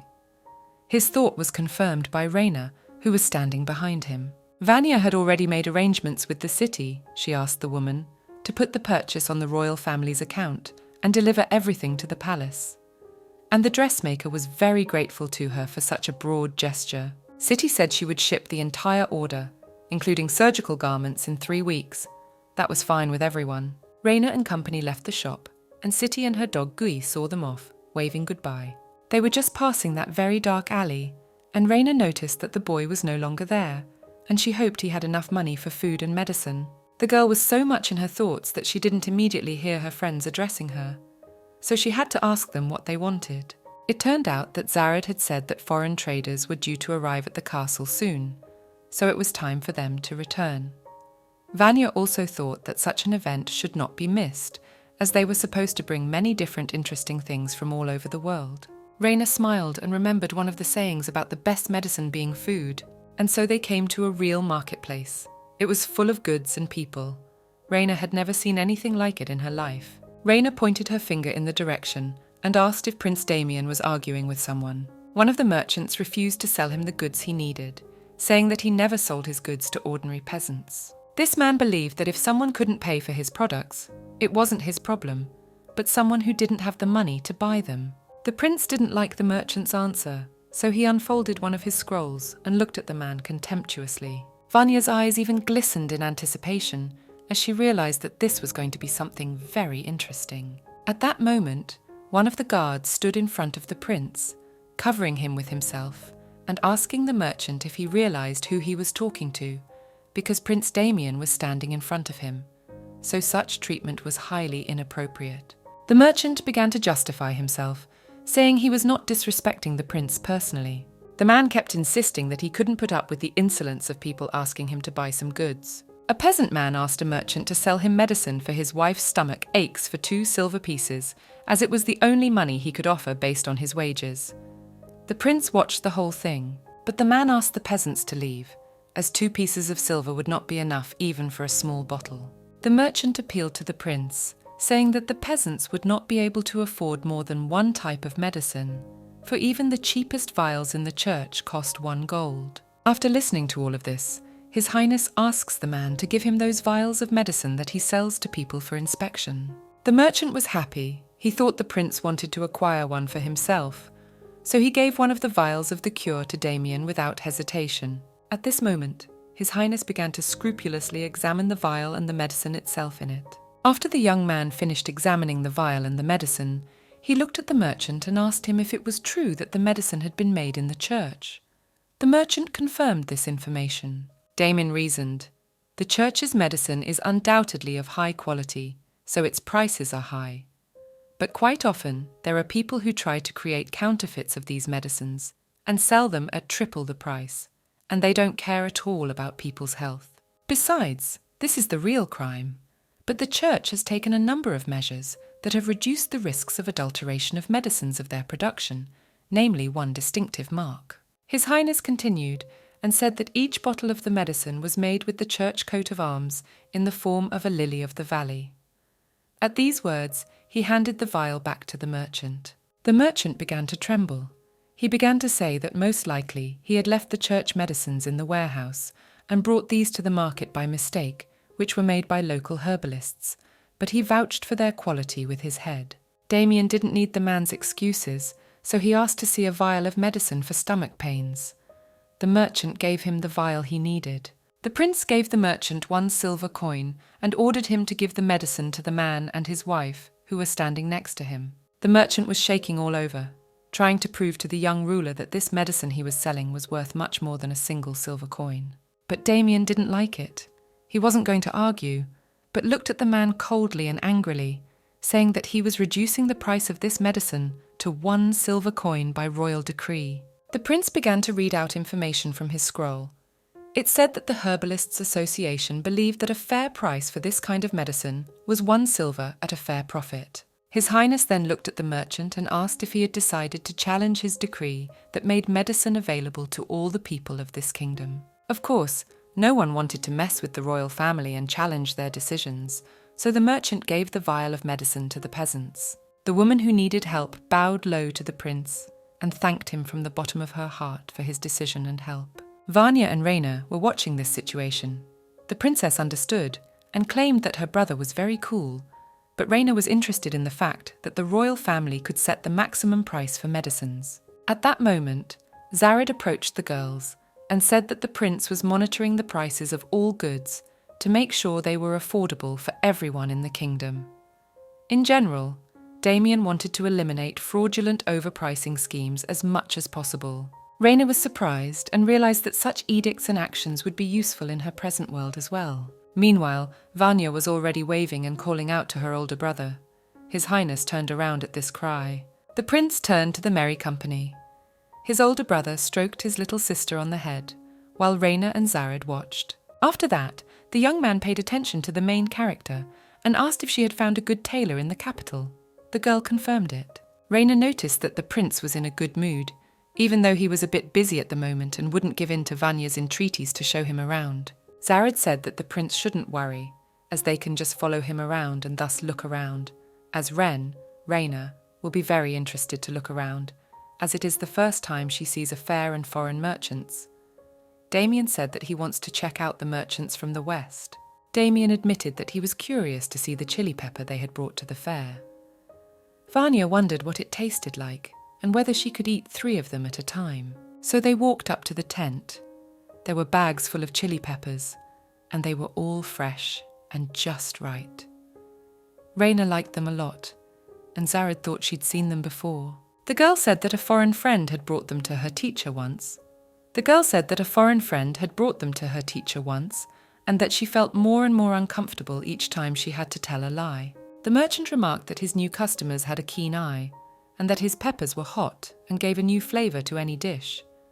Vanya didn't understand how it was hot. The merchant offered the princess a taste of 1 pepper, but warned her to take a small bite, as it was very hot. Vanya was already reaching for the goods. The girl didn't think and didn't listen to the merchant. She swallowed 1 pepper whole. Her mouth started to burn. She started to cry. Zared and Damien started to calm her down, and Raina wanted to find milk to cool down the fire in her friend's mouth. The prince and the captain of the guards reacted in an interesting way to the situation. They put their swords to the throat of the merchant and asked him what he had poisoned the princess with. Meanwhile, Raina found milk and gave it to her friend, while telling the men to stop threatening the merchant, as it is an expected effect of this type of pepper. If eaten in large quantities, your mouth starts to bake. Vanya recovered quickly after the milk and said she was more surprised than hurt. Come to think of it, she even liked the chili pepper. His Highness calmed down, hid his sword in its scabbard, and stroked his little sister's head, as she always makes him worry. The prince then turned to the merchant and apologized, and asked how he could make amends for recent events. Raina, on the other hand, realized that she had drawn the wrong conclusions about Damien, renders he could admit his mistakes and try to correct them. The merchant waved his hands and said he didn't need anything, as he understood this reaction, as this type of pepper is a gimmick for these parts. So many people don't understand what hot means. The merchant then decided to present crushed cocoa beans to His Highness for his welcome in this country. At that moment, Raina came over to the prince and looked over his shoulder and saw real chocolate in the bag. The servants began to load the sacks into the wagon, and Vanya cheered, as it was the first time she had seen something like this, for the product smelled of something bitter and earthy. The princess was in her repertoire and came close to a servant who was holding a bag of cocoa beans and sniffed it. The prince reprimanded her, as it was embarrassing their servants. The princess realized she needed to stop acting like this, so she turned her attention to Raina and asked if she knew how cocoa beans could be used. The girl replied that she knew a few recipes. The main character's imagination drew several images of desserts, so she said she could make some delicious sweets. Vanya lit up. She had a strong desire to try these goodies, and maybe then her brother would try it too and gobble it up completely, as he hadn't been finishing his food lately and was acting like a picky child. The prince turned around and looked at his sister and asked her not to complain or discuss him until he left. At that moment, Zared said that it was time for him and the prince to go away on business and leave the girls alone. Raina looked at the prince and realized that the fact that he didn't finish his meals was a bad sign.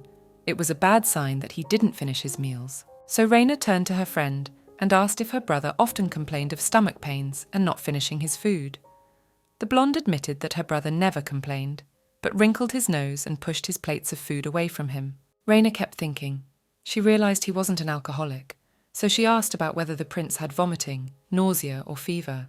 Vanya agreed that her brother is not an alcoholic, and he only drinks on special occasions. This was good and even great, as it was possible to rule out diseases such as viral and alcoholic hepatitis. The girl knew that in both cases the treatment was simple, and they would go away on their own if they were not in the advanced stage. But since Damien was experiencing pain after meals, it could be evidence of acute pancreatitis. But the pain from pancreatitis starts in the upper left side of the abdomen, radiating to the back. But the prince felt pain in the upper right side. Although on the other hand, the cause of acute pancreatitis can be gallstone formation. The girl was worried, because if they were on the ground, she would do an ultrasound and take a blood test and thus make a diagnosis. But here, there is no necessary technology for this, so she should only observe the symptoms of the prince and try to make the right conclusion based on their analysis. At this point, Vanya hugged her new friend and asked her how they could try to increase her big brother's appetite. Raina said that if His Highness had a poor appetite, he should eat balanced meals in small portions. She realized that she was now not only his doctor, but also his nutritionist. So they now had cocoa beans, and milk, which was considered a nutritious drink, was always plentiful.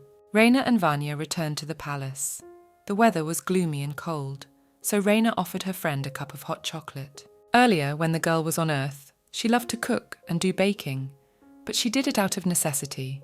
Sad to realize, but she always did everything just for herself, as she had no loved ones. And now she had a man who had to make the food, and it was the stubborn prince. The girl hoped that at least a hot drink would melt his heart. So Rayna and Vanya walked into the kitchen, saying hello to the cooks, who looked at them in surprise. The maids got upset since royalty didn't belong in the kitchen, and then asked what brought her here, plus she just needed to tell them if she wanted something. Plus they didn't want to let her dress and shoes get dirty. But Vanya said she shouldn't worry so much about her as everything is fine and nothing has happened to her. The girl said that she came here today to introduce His Highness's personal physician to the maids. Rayna met everyone. The princess said that yesterday a bag of cocoa beans was brought to the palace, and Rayna was going to show everyone how to make a delicious dessert called hot chocolate. No one in the kitchen had ever heard of such a thing, so Vanya started turning her head around as she didn't see any cocoa beans. One of the cooks admitted that they were standing in the corner as they wanted to experiment with it, but a little later, and Rayna was already smiling and saying that she had experience in making them. So, the first thing to make cocoa beans taste better is to roast them and then grind them, or better yet, grind them. At that moment, Rayna noticed that one of the maids was reaching into the bowl of cocoa beans with her hands, so she stopped her. She did it for a reason, as one should always ensure hand hygiene when they are cooking something. Afterwards, Rayna gave an introductory talk to the workers. She said that organisms that cause different diseases in people can live on the girl's hands. To reduce the risk of disease, you should wash your hands thoroughly with soap and water. The women started to get indignant, because they thought that they were being accused of making their hosts sick, or likely to get sick because they were preparing food with unwashed hands. This was not quite true, and Rayna tried to explain it to them. The girl said that they are not the cause of diseases, but hand washing is in itself a prevention of various diseases and should be applied everywhere, especially when people prepare food for other people. At this point, the kitchen workers remembered how they all once had diarrhea, and even members of the royal family. Vanya remembered that incident too. Sir Fazar had diagnosed them with food poisoning, so now she hoped it wouldn't happen again. Rayna, on the other hand, noticed that her friend was very serious, and the princess had already said that if hand washing helped prevent diseases and prevent such disease situations in the future, it was worth listening to Rayna. And the protagonist realized that her friend reminded her of her brother. The girl glowed as she realized that the cooks would obey Rayna. Then she turned to her friend and said it was her time to show her how to make hot chocolate. So the girl set to cooking. The first thing she did was roast the cocoa beans in the oven. They then ground the roasted cocoa beans the old-fashioned way in a mortar using a spoon. Then they boiled down this drink, and Rayna started pouring it into glasses, and the kitchen was filled with the delicious aromas of the drink. The girls walked over to the table and began to examine the drink in their glasses as they had never seen anything like it. Meanwhile, Vanya and Rayna were carrying a glass of hot chocolate to His Highness. The princess was sure her brother must like the drink. And then something happened that the girl did not expect, as she saw a young man who was drooling, so she did not believe that it was the prince. So, Rayna and Vanya walked into the prince's room. The healer was sitting on the same couch, and the royal family members across from him. The prince looked skeptically at the drink in his glass and asked his sister what it was called. He asked his sister what it was called, and the girl immediately replied that it was hot chocolate. Vanya took the glass in her hands again and held it out to her older brother, forcing him to drink the drink before it got cold. The prince was drooling again. The impression was that the young man was afraid and distrustful of girls, but nevertheless, he took the glass from his sister's hands and took the first sip, and then another. And then he liked what was offered to him so much that he drank the entire glass of the drink. This pleased Vanya, who kept her eyes on him. Rayna was watching too, so after the prince finished drinking, she asked him how he was feeling. Damien said he was fine. He must have been, because he didn't even notice that he'd gotten a little soiled in the chocolate.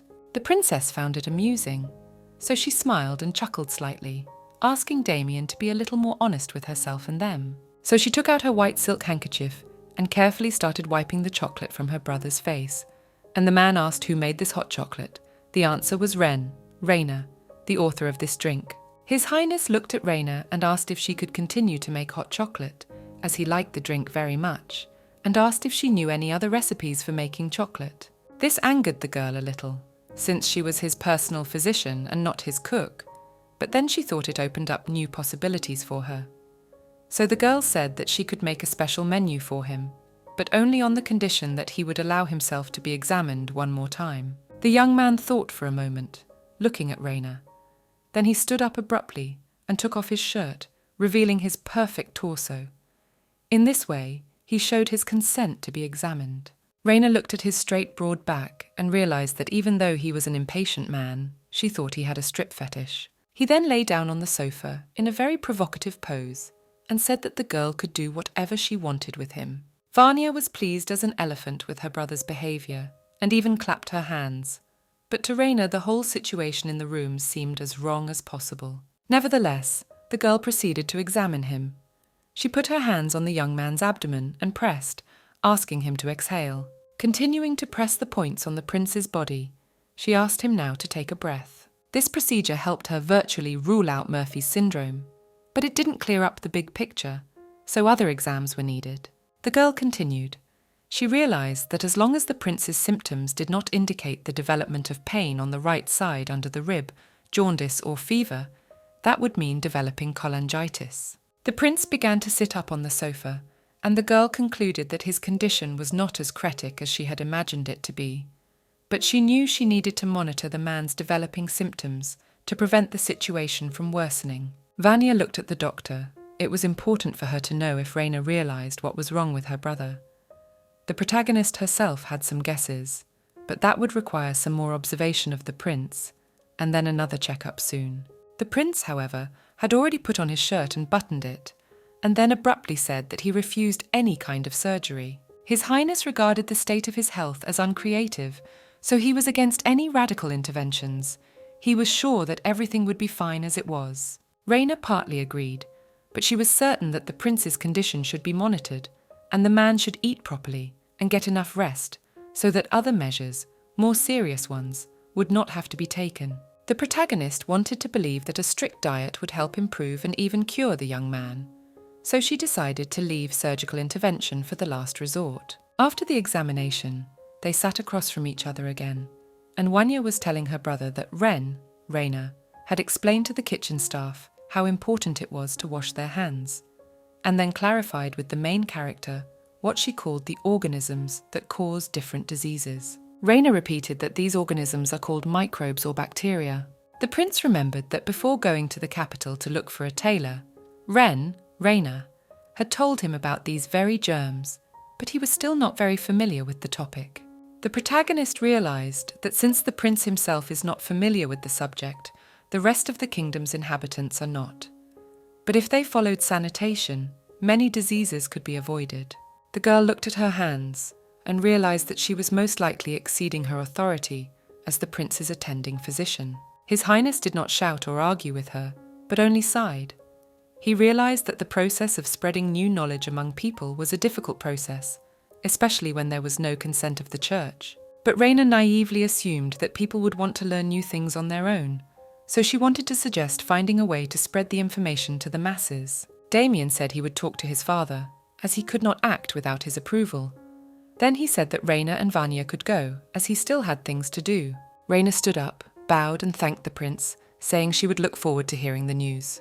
Though Raina had left the prince's chambers, Vanya was still there, praising her friend, and delighted that Damien had thanked his doctor for the delicious hot chocolate. 2 days passed, and the prince called Raina to his office. Zared, who had also been invited, was waiting for her. Damien adjusted his neckerchief and informed the girl that he had spoken to his father about her proposal. His Majesty gave the go-ahead for the campaign to educate people about the theory of germs and bacteria because he felt it was necessary for people to know about it. But at the same time, he didn't want to scare the citizens with something they couldn't even see. So his father asked Raina to get more proof of her words. The prince went to the window and said that the king wanted to find out the level of knowledge and education of his citizens throughout the country, not just in the capital. The investigation fell on Damien's shoulders, so Zared would go with him. Raina was not happy with this arrangement, as she had recently asked the prince for more rest. But the man broke the news to her that she was coming with them, so it was time for her to prepare for the week-long trip. She had no choice but to agree, but she realized that he had no time to rest, and she would be living next to him for a week. So now her job was to make sure he didn't realize she was a girl. The first day of the week-long journey had arrived. One by one, the wagons set off along the narrow road through the forest. Riding in one was Zared, who was polishing his sword, Damien, who was bored, and Raina, who was sitting by the window and was very tense. The girl thought back to the moment when the prince had ordered her to go with him since she was her personal physician. So now she was trying to become even smaller and more inconspicuous, so as not to annoy the prince, who was already looking at her obliquely. To lighten the mood, the prince coughed and decided to remind everyone of the purpose of their trip. The first thing they would do would be to visit 2 villages not far from here to learn as much information as they could about their sanitation habits and how it affected their standard of living and morbidity. After that, they would stop by the capital on the way back. And now, everyone could rest for a while. After all, they didn't have to arrive at the first village until tomorrow afternoon, so they would set up camp in the evening. Raina was crying in her heart, as she wasn't used to this kind of transportation. Plus, she was sure that if they had cars, they would have reached the first village in a matter of hours. Zared interjected into the conversation. He suggested that his travelling companions get some sleep, and he would take watch. His Highness ordered her to sleep and looked quite menacing while doing so. Raina also looked at him and said that she would fulfill his order immediately. The young man himself was awake and looking out the window, but suddenly the girl fell asleep and put her head on his shoulder, which made him look at her. At some point their hands accidentally touched, and it caused a wave of embarrassment, so he yanked her away and turned away to the window. Zared noticed the gesture but remained silent and turned away to the window. Evening came, and the procession halted in a large clearing in the woods and made camp. When the wagon stopped, Raina woke up and didn't realize she was sleeping on the prince's shoulder and said she didn't know she smelled so good. Zared opened the carriage doors and waited for Raina and Damien outside. He chuckled. The girl started to apologize to the prince, and the young man said she shouldn't apologize. It was good she hadn't soiled him with her drool in her sleep. When everyone got off the wagons, the knights lined up in front of the prince, and he began to give out orders. 3 he sent to gather firewood, Chief Lee was to gather ingredients, and 2 more were to clear the area and set up tents. His Highness was going to help his men with gathering firewood. Zared behind his back was giving a thumbs up as he thought his prince was very cool. At that moment, Raina raised her hand and asked what she had to do, for she was the only one the prince had not given a task to do. Damien looked at her over his shoulder and said she should help the cook with the cooking, since he wasn't fit to chop wood because of his physique. Damien turned around and walked away. Zared waved at the girl and said he couldn't wait to try her dishes. After receiving the task, Raina stood next to the cook and watched as he carefully chopped the vegetables. She realized that the man was following all the sanitation rules for the castle's kitchen staff. She also helped carry baskets of food to him. At that moment, she looked at the men who were chopping and carrying firewood. They were all sweaty and stripped to the waist. She also felt like she was participating in some webcomic about a harem reversal. It was late evening. There was enough firewood to make a fire. Food was also prepared. The prince, the captain of the guards, and the doctor sat near the fire and ate. The girl concluded that the dish was very tasty. Zared looked at her and said that today was the first time he had tasted her cooking, and that the beef stew was delicious. The girl admitted that since she had lived alone all her life, she had to learn how to cook. Since she was an orphan, so she lived alone all the time. The prince turned away as he was embarrassed by his tactless question and behavior, so he apologized, and Raina said that she was used to such questions. Meanwhile, Zared asked her what prompted her to study medicine. The girl said that during her time at the orphanage, she had often seen children sick, and no one cared about them, and she didn't know what she was sick with or how to help them. At such times, a doctor would come to the shelter, but some of the girl's friends were dying. It was then that she thought that if she could understand their symptoms and know what they were suffering from, she could help them. At this point, she looked at the prince and said that it was very important to pay attention to the symptoms so that treatment could be started as early as possible. That was why she was always asking the prince for more examinations. And Zared was already starting to tease his friend, saying that he had a childhood trauma that had something to do with doctors, but he didn't want to talk about it. So the man hoped for the girl's understanding and patience. Damien flared up as he thought his friend was talking utter nonsense. And then the knights came to the prince and the captain and said that they were going to go to the lake to bathe. For tomorrow, they would be on the road again. Damien gave the okay and said that he and his doctor and the captain would come up a little later. Raina and Zared's faces were horrified. The main character was worried about having to bathe with men, and Zared blushed as he realized that Raina was a girl and he would have to bathe with her. So the three of them got together and walked down the narrow path to the lake. Raina was uneasy, but Zared had a plan in mind. It seemed to the prince that his personal physician wasn't used to bathing with someone together, and the captain of the guards said that they would only embarrass Raina, because of his natural shyness. And then Zared leaned over to the prince's ear and said that Raina, didn't want anyone to see his horrible scar on his back. But the man didn't stop there. He said that Raina, had very frequent and long passwords. Every minute the girl was more and more amazed at such a wonderful plan.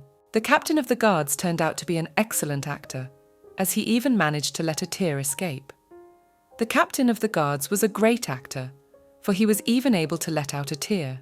This legend decided to be supported by a girl. She said that her scar started to hurt a lot again. But to Zared's delight, there was a small pond not far from here where she could bathe alone. The prince gave her the go-ahead, and the captain of the guards said that she had to go to the east, so the girl did not think long and ran into the forest to the pond. After she disappeared into the forest, then the prince asked his friend who hurt his personal physician. But his friend was wondering why he was so worried about Raina. At night, Raina slept in the same tent as Rain and Zared. The men slept soundly, but the girl had no sleep in her eyes. The girl didn't sleep a wink all night, as she was afraid that Damien might find out her secret. That is, that she was not a boy, but a girl. And so abruptly His Highness sat down in his sleeping place, thus frightening the protagonist very much. The young man looked cute with dishevelled hair and looked at her and asked her what had happened to her. She didn't have time to answer anything before Zared abruptly sat up in his sleeping spot, and he looked just like Damien did a few minutes ago. So Raina laughed, and the prince had already gotten up and headed out of the tent. He said that they should eat first, and then set off, and then maybe they would arrive at the first village before the sun went down. And so it was. The prince's predictions proved correct, and before sunset the wagons of their procession were pulling up to the gates of the village. There they were already met by the village guards and authorities, as well as the common people who wanted to see His Highness. One of the greeters was the village headman Byrne. He, as well as his assistants, bowed low and greeted the heir to the throne. Damien got off his wagon and asked the village headman to behave more casually, for even though he had come here on an official visit, he wanted the surroundings to be calm.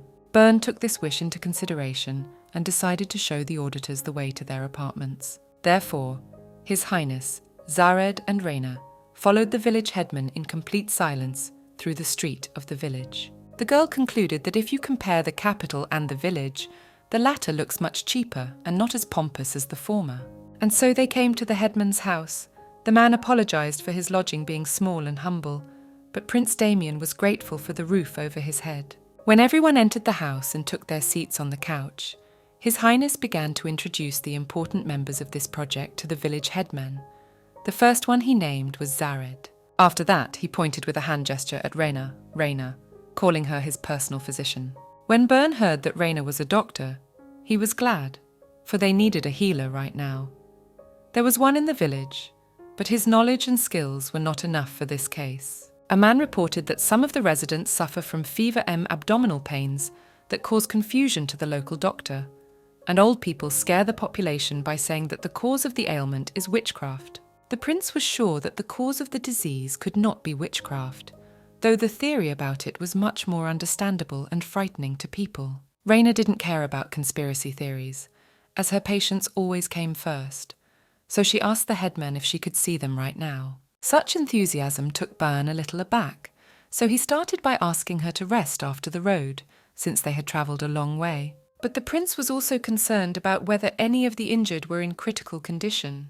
The man confirmed that they didn't have any patients that severe, so they could wait until morning, and besides, they were probably already asleep. Hearing this, Damien asked the girl to go and rest, as an exhausted doctor would not be able to help patients even if he wanted to. She agreed. So they went to the room to sleep, and when they opened the door there, Zared stammered and Raina went into shock. There was one large double bed and a small tacht near the window. The girl was the first to raise her hand and say that she would sleep on the tacht, for she realized that if she slept on the bed with Damien, she would not sleep a wink again because of her worries. And so she slept peacefully on the tachta and dreamed her 10th dream, while the men lay on the bed sleepless and in a dismal state of mind. Zared remembered that they used to sleep together often when they were children, but the prince cut him off by saying that that was what they were children for. They shouldn't do that now since they were adults. So they turned away from each other and decided they needed to get some sleep too, but only one of them could sleep. It was Zared, who hugged the prince tightly with both arms and legs, and the latter looked like an owl that did not sleep day or night. But it just so happened that Damien missed the moment when Raina woke up and left the room, at which point he thought his doctor was an extremely hard-working person. Meanwhile, Raina was already in the infirmary chatting with the local healer and looking at the patients. The doctor in the village was a young man who was glad to see a colleague from the capital, and Raina was glad that the patients had no pronounced symptoms. They walked over and stopped by the bedside of one of the patients. The vengeful healer said that it was rather strange that completely different people came to him with the same symptoms: diarrhea, abdominal cramps, vomiting, and fever. And this has been going on for a week. The girl wondered. She needed to know if something like this had happened before. The man sadly admitted that this had happened before, but he couldn't determine the cause, neither then nor now. Raina did not scold him, but told him that the first thing they needed to do was to treat the sick, and then everything else. The man agreed and asked how they would work. In order not to miss anything, he started writing down all of Raina's instructions. So, the first thing they decided to do was to do research on dehydration in humans.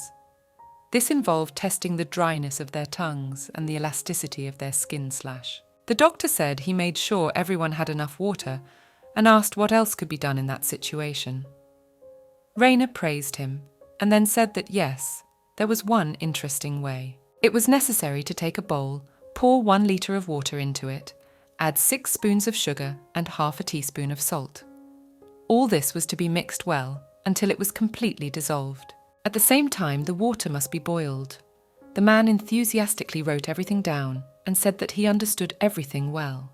Raina asked her colleague to give 1 cup of this medicine to each patient after liquid stools, because it would help retain fluid in the person's body. The man was happy to receive such valuable advice. At that moment, Damien and Zared came into the infirmary. They were shocked that Raina was up and gone so early, so they went to look for her. The girl got embarrassed, scratched the back of her head, and said she didn't want to wake them up, so she did everything quietly. And then the local doctor came to attention. He bowed to His Highness and introduced himself. It turned out his name was Alphonse. Damien said he was pleased to meet him too. Zared, meanwhile, asked the girl how the sick were doing. She said everyone was stable. There was no one in critical condition. However, she was worried about the source of the disease, as this was not the first time this had happened, which meant its source was in the environment. But where was the big question? The prince entrusted the search for the source of the disease to Raina, while he himself, along with Zared, decided to check the sanitation level of this village, and he wanted to start by checking the disposal of sewage waste. At that moment, the girl was struck. It seemed to her that she had found the cause and source of people's illness. She began to ponder the fact that all the patients in the village infirmary had fevers, suggesting that everyone had inflammatory diarrhea caused by a toxin-producing bacterium. Next, he started thinking about picking the right pathogen that was causing all these symptoms. So, to test her hunch, she promptly left the infirmary without explaining to the others where she was going or why. But at the door, she turned around and said she was going to the farm. So the girl hurried in the direction of the farm. There stood the neat little houses she was approaching. When she was in the farmyard, she saw a hooded man standing near a pen of piglets. The girl approached the man and asked him if he or he didn't care for these animals. The man looked at her and confirmed that he was. But at the same time, he noticed that he hadn't seen her here before, so he concluded that she had come with the prince. Raina confirmed this and then added that she was the prince's personal physician. When the hooded man heard this, He became excited and started to approach her. Realizing that the man was making contact, she decided to ask him a few questions with his permission, then added that it wouldn't take long. Raina started from afar, saying that her question was likely to sound very strange, namely, whether the breeder had noticed a loss of appetite and unhealthy stools in his pigs. The man said that he had probably seen this in a few pigs, but that it was normal for them. The girl realized that the animals were sick, but not severely, so it did not cause the livestock farmer any concern. And also, the severity of the disease depends on the level of stress. Raina then asked if the man had brought these individuals to the Clements and Grady families. The answer was yes. The girl realized that the children of these families were just then showing symptoms of the disease, so she asked the man if there had been any cases of people starting to get sick after eating his pig meat. This assumption caused a wave of negativity and rage on his part, because the man took everything personally, and for him such questions are nothing but a personal insult. The girl was starting to get worried, so she raised her hands in a conciliatory gesture, since she wasn't accusing him of anything. The livestock farmer was very angry, so he had no qualms about kicking Raina out of his farm. She had no choice but to leave. The girl has forgotten once again that this world knows nothing about microbial theory, so they react in such a way to her words, even if she only wants to help. To humans, it's an insult. She went back to the infirmary and thought about the fact that the patients had developed symptoms after eating pork, and that the disease had gone away after a while, and now she knew exactly what was going on. It was salmonella. However, she needed more proof, so she decided to go home to a family of sick children from the infirmary. She reached the house of one of the victims, the Clements family. The girl stood silently by the front door, but then she plucked up courage and knocked. The door was opened by an old, tired, and tortured woman. Raina smiled politely and informed her that she was the prince's personal physician and was treating her children in the infirmary this morning, but she needed to ask a few questions of her, so she asked to go inside. The woman let the doctor into her home, albeit without much enthusiasm. The boy's mother didn't really see how she could help Raina, but the girl asked her about whether her boys had gotten sick after eating meat that had been bought from a local farm. The woman sat back in her chair from fatigue and said that the girl was right and her sons got sick afterward, but since she and her husband also ate meat and nothing happened to them, they didn't pay much attention to it. Raina, on the other hand, didn't see anything surprising about it. Not everyone gets sick when they are exposed to this bacteria. The people at risk are newborns, children, and people with weakened immune systems. The woman was very worried and asked how her boys were feeling. Raina reassured her and said they were stable. They were a little dehydrated, but after she gave them medicine, everything normalized. The children's mum was surprised that one of the ingredients of that medicine was common salt, and after taking it, her sons felt better. At this moment, some woman broke into the house of the unfortunate mother. She was angry and wanted to find the prince's personal physician immediately. As it was, Raina wasn't going to hide and try to run away, but raised her hand and said that one was looking for her. It turned out to be another one of the mums of the sick kids. She had just returned from her son, who she had visited in the infirmary, and was angry about what she learned there. The woman claimed that the prince's doctor made some kind of poison without the approval of the church, and gave it to their children. Miss Grady blamed Raina, yelled at her, and said she was not a church doctor on principle. The girl did not deny the obvious, and the boy's mother continued her tirade, saying that she was a fraud who had no right to create medicines, because only the church could do that. And she has no right to teach their local doctors all kinds of nonsense and poisons. The woman went from mere words and threats to action. She took Raina by the pecs and continued to yell at her, not wanting to listen to anything. Miss Grady felt that the prince's personal physician had no right to interfere in their village affairs. With barely a struggle, Miss Clements managed to pull her acquaintance away from Raina. She held her friend tightly, but she also felt that now it was time for Rainy to leave her home. So the girl was forced out of the door and stood in front of them with her head bowed. After all, everything had gone with the families of the victims, as well as with the cattle farmer, and if you think about it, she just wanted to help them. At that moment, the girl noticed Damien and Zared walking up to her. They were worried about her, because she had run away too fast, and they had lingered in the restroom. Raina tried to smile, said she was fine, and asked what they'd been able to find out on their own. Prince sighed. Yes, this village has no problems with clean water. but there are significant problems with waste management and sewage. The prince also asked the locals how often they wash their hands, as he remembered the importance of hygiene. As expected, the locals didn't care much about the cleanliness of their hands, so they didn't wash them very often. After that, Raina decided that she wanted to give a speech to the people and try to explain the importance of hygiene to them, so she asked Damien to organize her speech. The man wasn't sure if it was a good idea, as he had just heard the people inside the house being negative against his healer. Raina was confident in her decision. As she knew this information was useful and important, she promised not to be as blunt as she had been before. His Highness warned Raina that people don't want to take things that scare them, but since she wants it so badly, he'll arrange for her to meet the locals like this since he trusts her. So, Raina and Zared were standing in the square. The girl wondered where the prince had gone, but she was confident in her abilities anyway. She planned to explain the theory first, then say that no one was to blame for the diseases, then try to persuade people to follow the rules of hygiene to be healthy. The girl stood on the pedestal, said hello to everyone, and said that she wanted to discuss a very important topic with them. But people didn't want to listen to her. They were screaming about what they had already heard, that she was spreading lies. She was surprised that she was not even allowed to say a word, but was immediately accused of lying, so she tried again to restart her fiery speech. Seeing the aggressive mood of the crowd, Zared covered Raina with himself and was ready to draw his sword. The people said that she was a charlatan who had not studied in the church and was more like a heretic. At that moment, Raina realized that she had been too naive. Zared had already asked her to stay close to him, because his main task was to help her leave the square safely. And then His Highness appeared in the square in full parade and ordered everyone to stop this circus. But Damien did not come alone. He brought with him to the square the pig farmer and the sons of the women who had scuffled with Raina. This caused surprise and confusion among the crowd.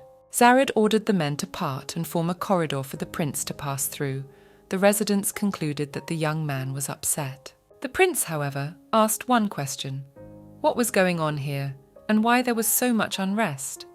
The people began to say that they were just inquiring about the origin of his personal physician, nothing more. The men from the village said they wondered where this doctor came from, who was not trained in the church, and in general he was spreading false information.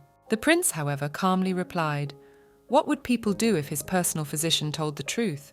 Could they confess to slander and be punished for it? But from behind the prince came the voice of the local doctor who brought the boys who were still sick a while ago. He asked the residents to stop showing such disrespect to Raina. The healer said that when he found out that the prince's doctor was not trained in the church, he too was frightened. Nevertheless, it was this man who helped him a lot in the situation. Alphonse asserted with certainty that Raina, had cured these children with a mixture unknown to the church.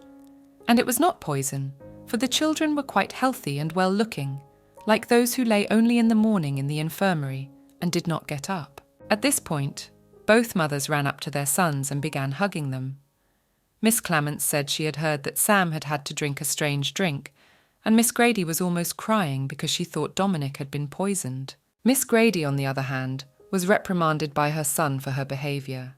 He didn't understand why the woman was so rude to the doctor who had treated him. The boy asked his mother to apologise to Raina, for she had come to see them almost as soon as she arrived, though she was quite tired from the long journey, but she was more worried about them than herself. Now Mrs. Clamon's son took the floor. He said that if the women did not know all this, how could they say such terrible things about the man who had helped them so much? Raina, however, understood that there are always patients who don't trust doctors, and there are also people who look down on others always. However, there will always be those who appreciate your hard work, such as these two young boys. So now the mothers of these teens had now admitted their wrongdoing and apologised to Raina, which embarrassed the girl as she thought she had just done her job. After that, the hooded man, the pig farmer, also apologised to all the people of that village. The man admitted that he didn't notice that his pigs were sick, so he sold them as usual, so eating their meat made the boys sick. But he was too stubborn to admit his mistake. Now the villagers began to put the blame on the breeder, as he was the one who had sold them the sick pigs. The village chief did not like this, and asked for a moment of silence. Byrne claimed that no one was to blame for what happened. They were all just not educated enough.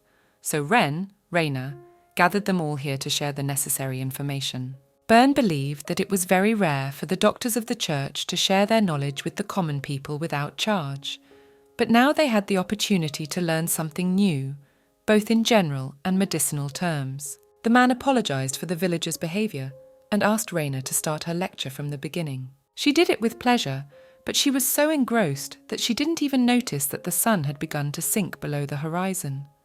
The residents were going home. She hoped that this information would help them improve their sanitation. At that moment, Alphonse approached Raina and asked if he could clarify the information on sterilization techniques. The girl agreed to answer his questions. The girl eagerly shared the method of sterilization, and Zared watched the doctor's conversation. He concluded that by the end, the situation had become acceptable and stabilized. At that moment, the prince approached the captain. Zared now understood where Damien had run off to early that morning, though even he had an idea that the man had left them alone to deal with the crowd. The prince sighed and asked his friend to have a little faith in him. Zared realized that His Highness believed strongly in Raina's abilities, so he was a little worried that if the boys didn't recover by the right time, they would have no proof of the girl's abilities, and it would make their lives very difficult. The prince was confident in his doctor, and Zared didn't doubt her either, as he thought she was a very amazing girl. After all the events that had happened this afternoon and evening, Raina had still gone to the infirmary to check on the rest of the patients, so she was very tired and wanted to sleep, thinking only of her bed as she climbed the stairs to her room. She knocked before going in, but when she entered the room, she saw Damien working on paperwork. The man said she didn't need to knock as long as they shared a room. The girl, however, did not want to catch more of the man in the act of changing his clothes, so she opted to start by knocking on the door. This puzzled the heir to the throne a bit, and he gave Raina a sly look and asked if there was something wrong with his body.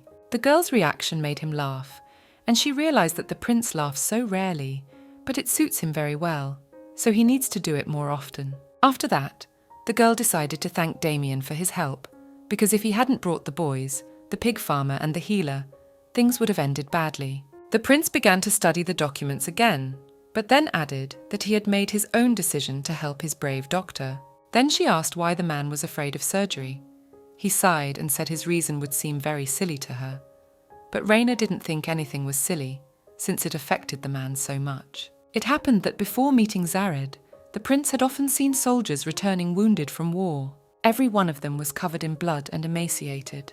Many of them had their arms and legs amputated due to severe wounds, and he was just a kid at the time who had never seen so much blood. Ever since then, he's been afraid of blood and surgery, and to think of it as stupid, as he is the future king of a country with such childish fears. Raina, on the other hand, didn't think it was foolish, as she realized that it took time to heal traumas, including psychological ones, so she believed that the prince would overcome his. Afterward, the prince asked her to call him simply by his first name, and they laughed. Zared overheard their conversation. Strangely, something unpleasantly prickled at the man's heart, and he couldn't figure out what the feeling was. Meanwhile, in the palace, the king, queen and Vanya sat at one table and ate their meals in proud silence. There were appetizing and delicious dishes in front of them. The man and woman carefully cut off a piece each and ate. They were both very attractive individuals. Meanwhile, Vanya decided to tell them how Raina, made hot chocolate out of cocoa beans. The king noticed that his daughter appreciated the abilities and skills of his eldest son's personal physician. The girl smiled and said that was exactly what it was. The girl's mother asked if this was the same doctor who had suggested the bacteria theory to her son and husband for consideration. The queen smiled too, as she couldn't remember the title, and her husband corrected her.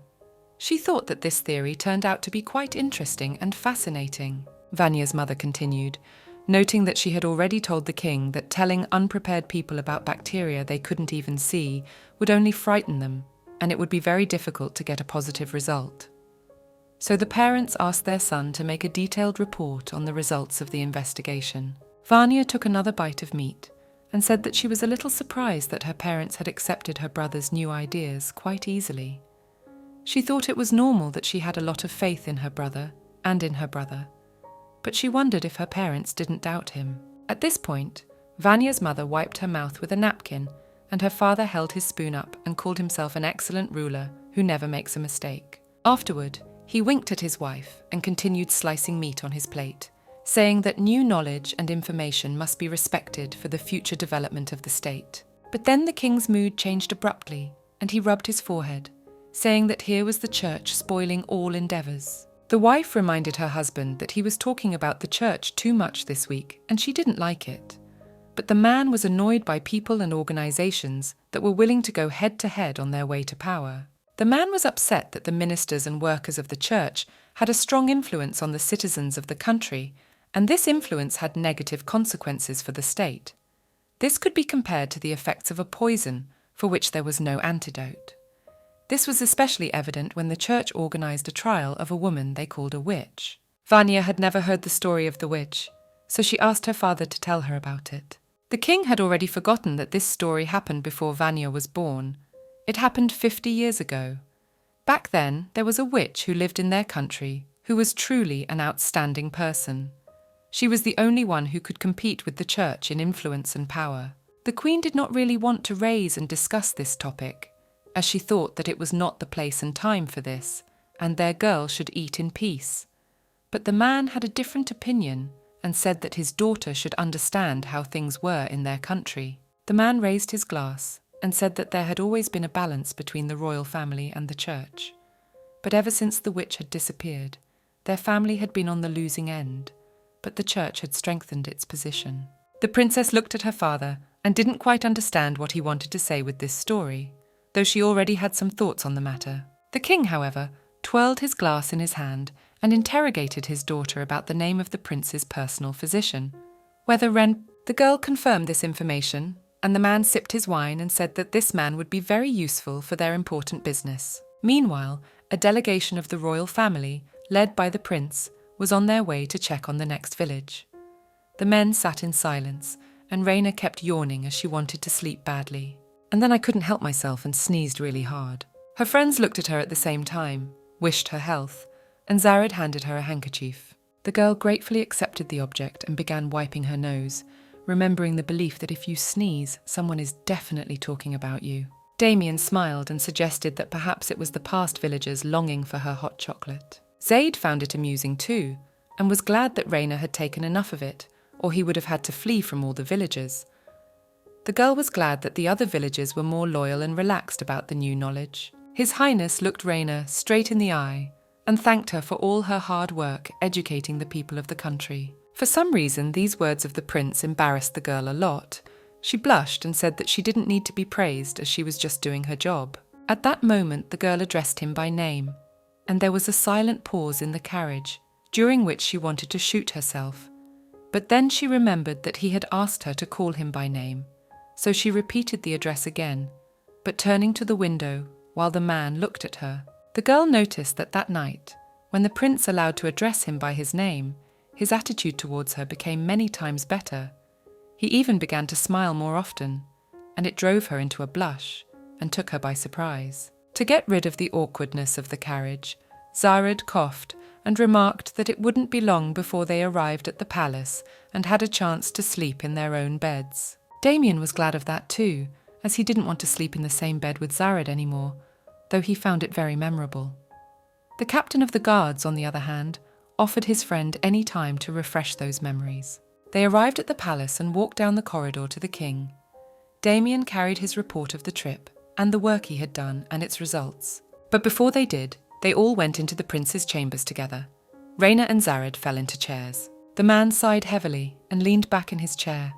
Damien paced the room with his report, and Raina worried that her butt was much more from all the travelling, and now it would be as flat as her breasts.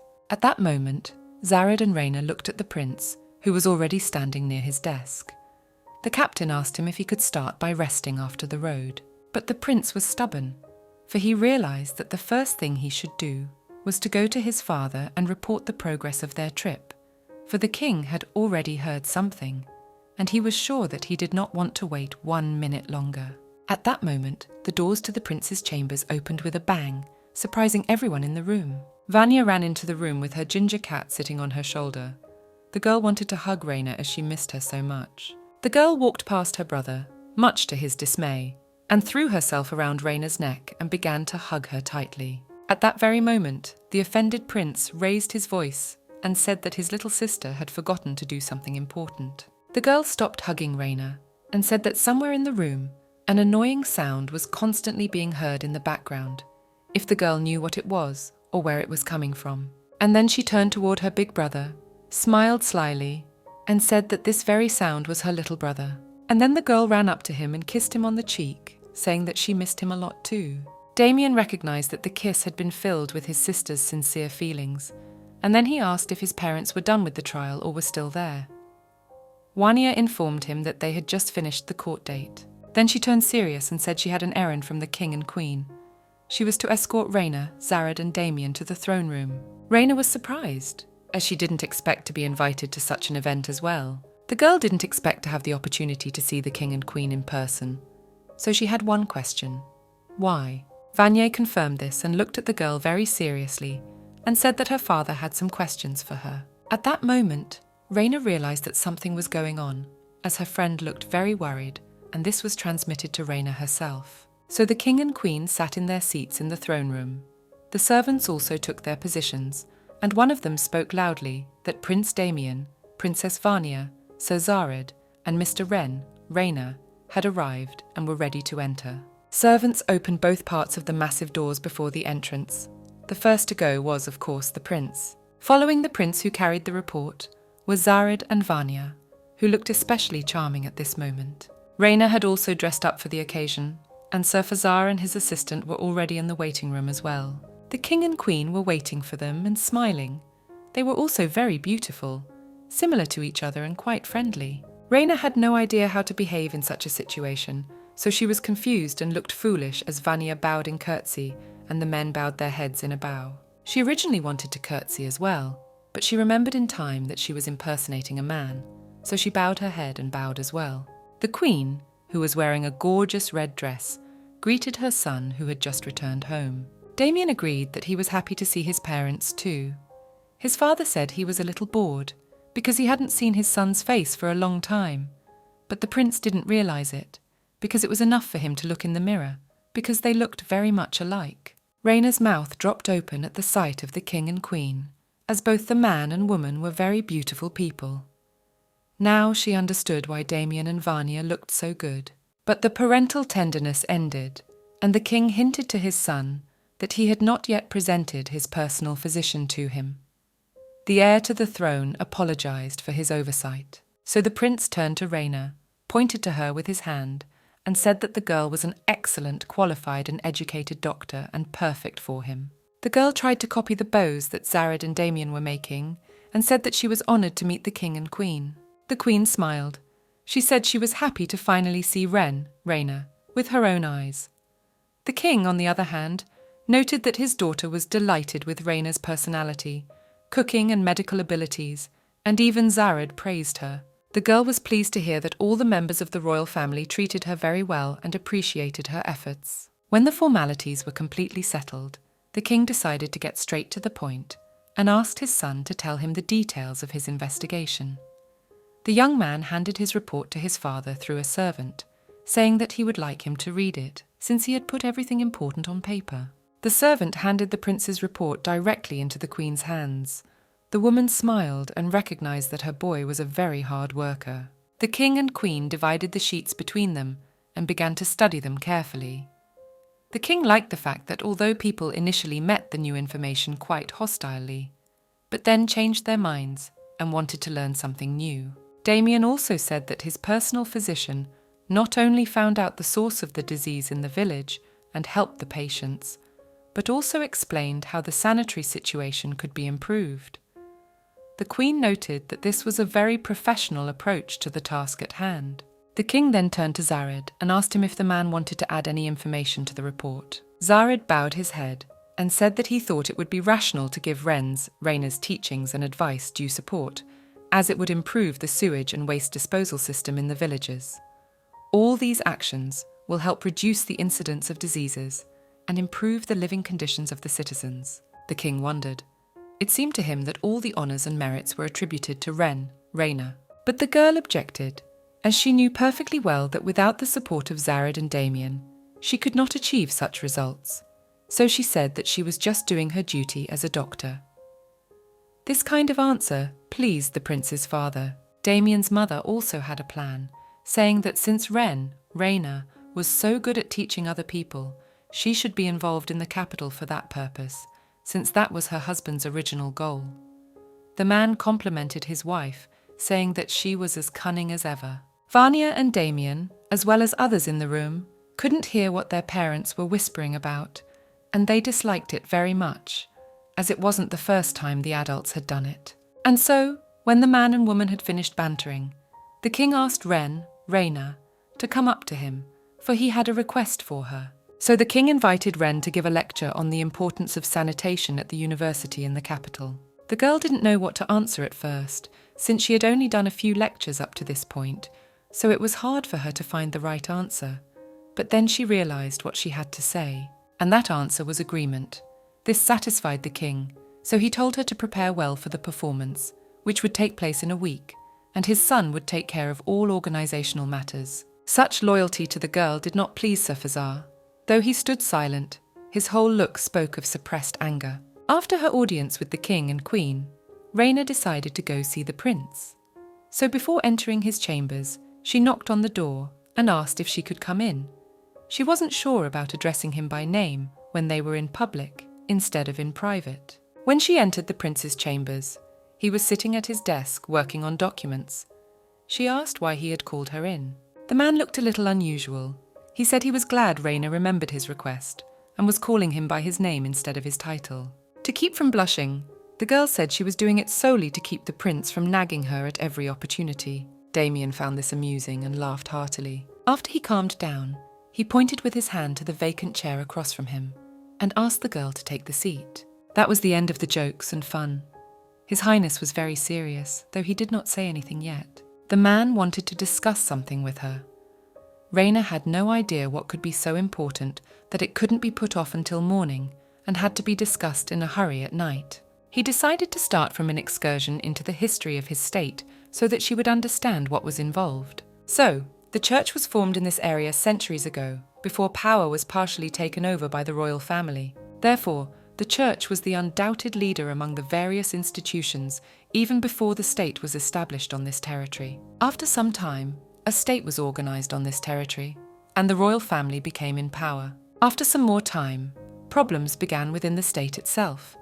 The church and monarchs began to fight for power among themselves. It didn't last for a year or two, and with each new year, this confrontation grew bigger and grew to a new level of cruelty. And in the midst of this very confrontation between two powerful organizations, Raina, appeared out of nowhere. But Raina couldn't understand what all this had to do with politics. So, the capital's medical university was founded by the church, and after graduating, most of the students became clergy. And then came the logical question, what would happen to Raina, if she went to a place full of church people on behalf of the royal family to give lectures on sanitation? Raina, as always in her naivety, thought that she would only be greeted coldly within the walls of the university. The prince understood his father, as the king wanted to reverse the negative impression and attitude towards the royal family with the help of Raina, as she had a lot of knowledge and skills that were hard to disregard. Damien understood that his parents wanted the good of their country and its citizens, but to use Raina as a pawn for their own political purposes was a bit much. At this point, the prince was giving her a choice and a way out. If it was too much responsibility for her and she was scared of it, then she shouldn't force herself to do it. Truth be told, Raina didn't feel used. On the contrary, she felt like she had been given another opportunity to change this world for the better. But still, there were too many questions and she wasn't quite sure what the right thing to do was. After thinking a little, she made a decision. The girl decided not to avoid difficulties, even if they were caused by some political actions, because if she could help his people to live better, she would do her best. Damien, on the other hand, looked at her carefully and asked her one last time if she had really decided to give a lecture at the university after all the information she had heard. Without any hesitation, Raina confirmed her words and said that she would give this lecture. The prince sighed heavily, then ruffled his hair and said, looking her in the eye, that he trusted her on this matter. After that, the girl left the prince's chambers. She didn't understand why he looked so disappointed, and there was someone waiting for her in the corridor and wanted to talk to her. It was Zared, and he looked a little embarrassed as he had something he had to tell her. They went into the kitchen. No one was there. Everyone was asleep. Raina was making hot chocolate, and Zared was standing behind her, leaning on the table. The man stood silent for a long time, staring at her back, and then tried to speak, but the words stuck in his throat. The girl, however, heard him utter her name and turned around at the sound of his voice with a mute question in her eyes. At that very moment, Zared turned red as a tomato. His pupils dilated slightly, and the right words were not being found. So instead of what he really wanted to say, he voiced that hot chocolate smelled incredibly good. Raina, however, took that at face value and asked him to wait a moment longer. The man began to behave a bit strangely. He spoke very incoherent words. He was always so excited and surprised. The hot chocolate was ready and the girl poured it into glasses. Zared slapped his hand on his head behind her back as he realized he'd said the wrong thing. The girl had already turned to him, holding up the glasses with the drink, and told him that this hot chocolate was just for the two of them. The man held out his hands to take his own, thanking her for the drink. Oddly enough, Raina had been making and offering this drink to everyone but Zared, up until this time. So now he was happy that this was the first time she had offered him hot chocolate specifically.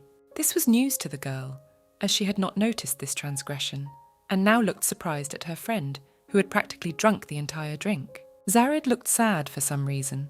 He said that Raina had never once made him a cup of hot chocolate since the first day she'd made the drink here in the kitchen. It made him feel completely unneeded by her, and she, realizing that she had completely forgotten about her friend, began to apologize. Zared turned out to be a great actor.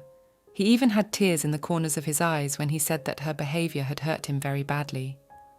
Raina started to say that she hadn't done it on purpose and hadn't meant to hurt him. The girl, on the other hand, thought that the chocolate was really the reason and offered to take his cup away if it would cheer him up a little and make him happy. She was starting to get nervous, not knowing what to do in this situation, and then Zared turned to her, covered his eyes and said he was joking a little.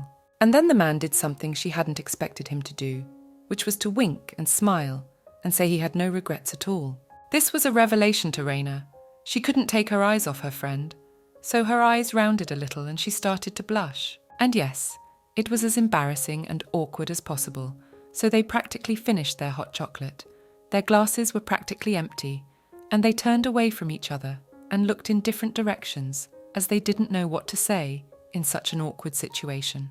The man and woman continued to drink their drinks in complete silence.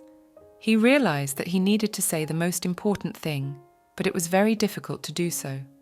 The girl, on the other hand, was waiting to see what he would say and whether or not he would say anything at all.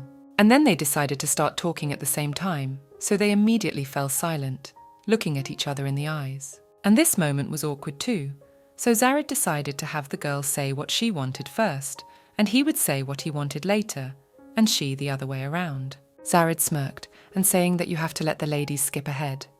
But Raina pointed out that she was Ren now, so they had equal rights to dialogue. The man recognized that the girl was in the right in this matter. The girl was pleased that the man had fallen for her ploy, while smiling cheekily, covering her eyes in pleasure. Zared realized that he had developed a big problem. He wished Raina would stop being so nice and stirring his heart. Now she was looking at him and asking him what he wanted to tell her, with what felt like a glare. But the man didn't know how to voice what he was experiencing looking at her. So he just remained silent, holding the empty glass in his hand. After that, he put the glass on the table and began to think about where all these romantic feelings in his heart came from. They stood across from each other. He tried to put his thought into words, but at the same time, the man had no idea when he started to look at Raina in a completely different way. Zared couldn't understand when feelings of gratitude for the rescues and some admiration for her talent and skills turned into something else. He remembered his promise to protect her at all costs under all circumstances, so he didn't want to and couldn't feel love for her. It seemed wrong and foolish for him to burden the girl with his feelings, especially now. So he decided to keep them to himself, while telling the girl to be as careful and wary as possible when it came to the church. Raina became sad. She said that the prince had told her something like that before. So now she knew about the power clash between the royal family and the church. The girl put the empty glass on the table and said that she realized that now she would become a pawn in the game of the powerful. She asked her friend not to worry about her, as she recognizes the causes and effects of her decision, and generally sees this as another opportunity to help people in need. Raina then thanked the man for worrying about her, and then asked about if there was anything else he wanted to tell her. Zared decided that yes, he had something to add. The girl said she would wash the glasses now, and maybe they should go to sleep already. The man watched her every move, and then something unexpected happened. Zared came close behind her and hugged her tightly, his nose against the curve of her neck. Zared couldn't tell his true feelings, but now he asked her to stand like this for a little longer and then be as careful as possible. This situation excited both of them. They even blushed. The girl stood like that and didn't move, then gently placed her palm over the man's hand and made a promise that she would be careful. A new day has dawned. Madame City finished sewing the uniform as promised and brought it to the palace. Raina tried it on and looked at herself in the mirror. She realized that the tailor had done an excellent job. She would have to get gloves, but she doubted that there was anything like rubber gloves in the world. The tailor was grateful to Raina for the flattering feedback on her work. Vanya wondered what a real surgical suit really looked like. Raina was happy and almost let slip her secret, saying that this costume was practically the same as... At the word she was caught by Madame. Like the one she wore when she walked into the operating room in her world, as if she was back home because she missed her past life so much. At that moment, Raina started crying as her emotions were overwhelming her. Vanya had already approached her friend and was reprimanding the tailor, saying that her outfit had brought Raina, to tears. The princess was getting worried because Raina, looked too pale, so she decided to go get some drinks that could bring him to his senses. The girl hurried away from the room, and Raina began to pet Madame City's dog, with which she had come to the palace. Meanwhile, Raina started to take off her surgical cap, and the dressmaker said that it must be very hard for the girl right now. Raina didn't understand the question, so she asked what she meant. The tailor explained her thought. She thought that it was very difficult for the girl because she was in a strange place and she was taking such a big responsibility on her shoulders. But the protagonist assured her acquaintance that this was not the case, and she was fine. As suddenly, among the other clothes that Madame City had brought, Raina suddenly found and lifted up to make sure a bra. This made the protagonist look at her acquaintance in a completely different way.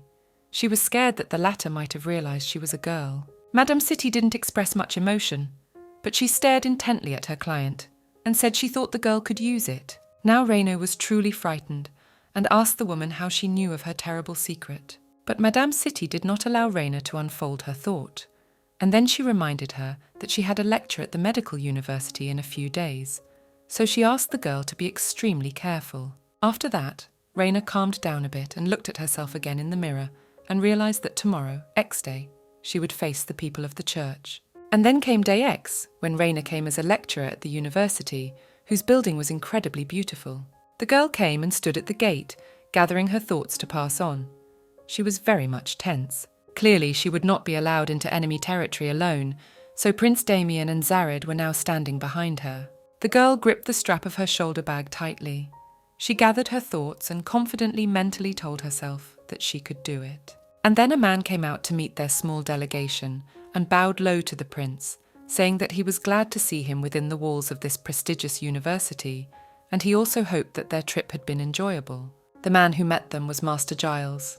He was no longer a young man, but he was quite imposing. The prince said he had arrived briefly, only to personally introduce Raina, to his personal physician and his attendant Sir Zared.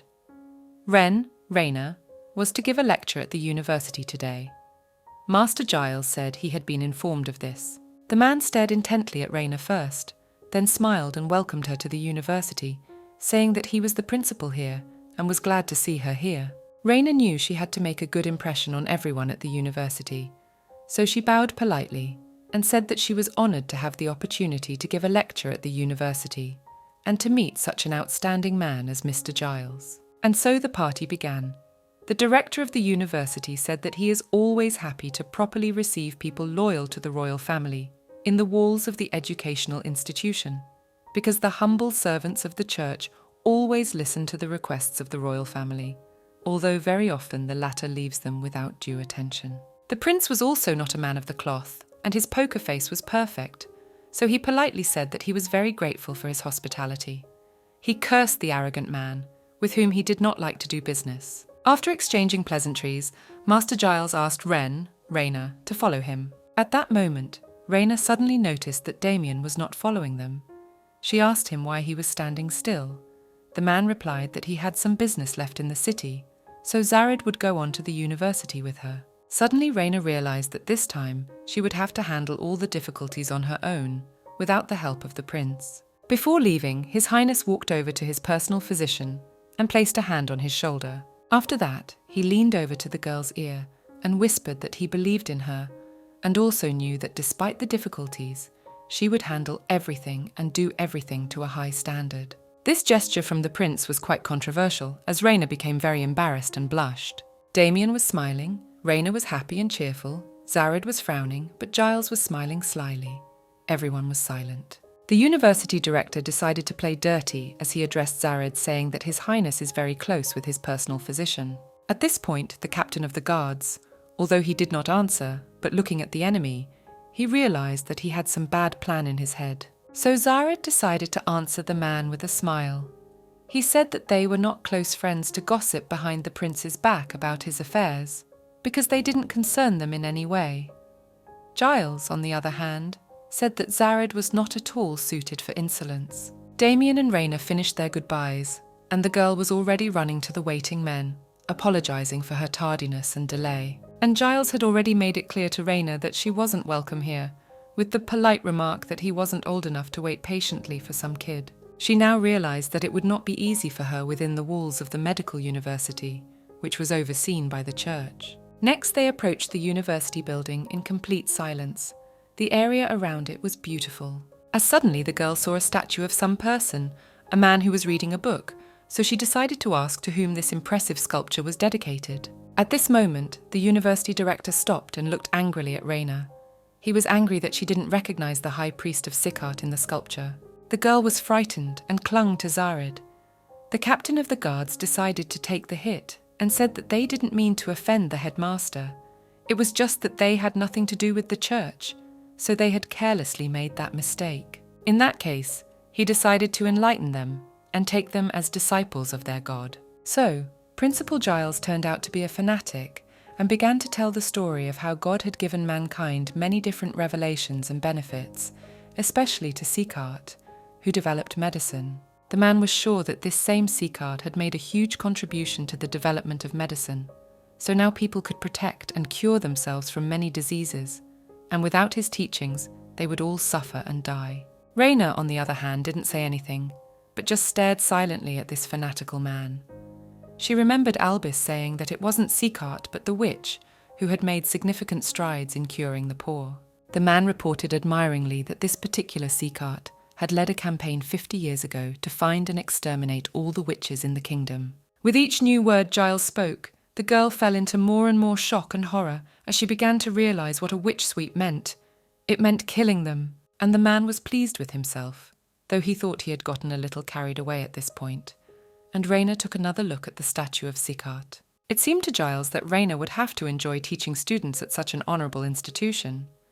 And then he added that Raina, didn't have the status of lord or student here, but everyone would listen to him. Then he turned away and started moving, saying that he doubted Raina, had information and knowledge that they didn't. After that, they walked in silence again, and finally entered the room itself, and walked down a long hallway behind the principal. Raina finally felt fully aware that she wasn't exactly welcome in this temple of science. The girl again naively thought that university students would be more open to new knowledge than people in the villages, so she thought that it would not be worse than then.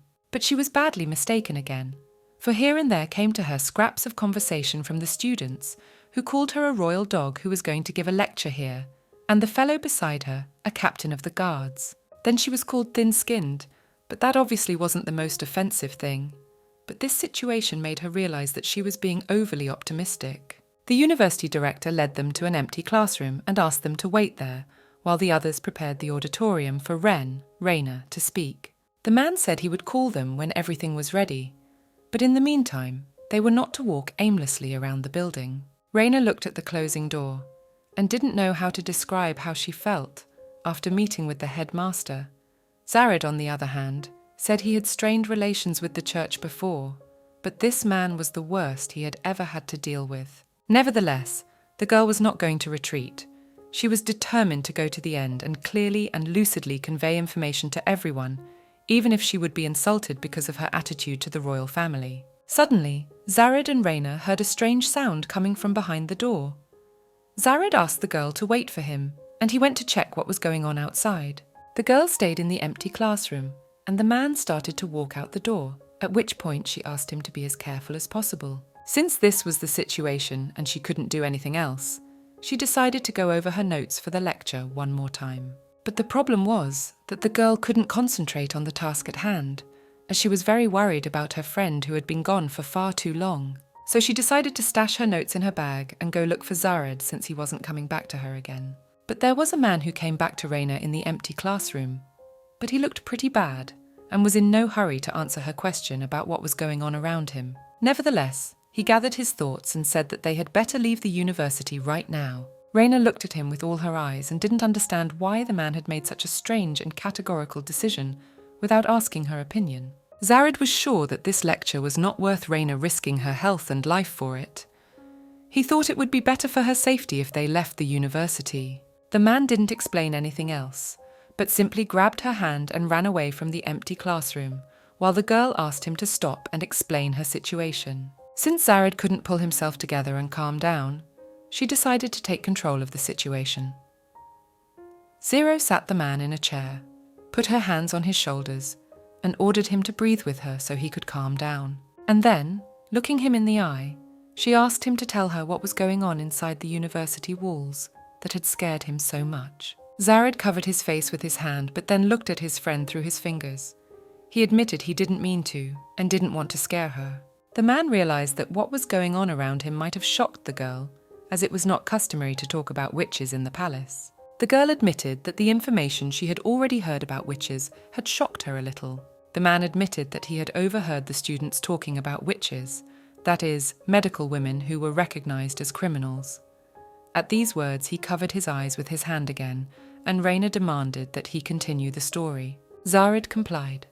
He said that as soon as he left their empty classroom, he followed the strange sounds he had heard before. There he saw a group of students gathering around the road. The director of the university was leading the event. At that moment, he was glued to the window, watching what was happening below. At some point, a woman appeared there, and worst of all, even by not telling his story, Zared had given away everything that had happened there. Rayna realized that her friend had witnessed a murder that had happened right there, minutes ago. It was lousy to realize that she had lived a relatively peaceful life, only because of Zared and Damien's protection. But so many other female doctors had been killed for nothing, for far-fetched reasons, to hold on to power. Exactly. After seeing the scene, the man made the decision to take the girl and leave while they still had the chance to do so. And Rayna thought about whether she could save the female doctors in this strange world. The man was very much worried that someone might find out the truth about her.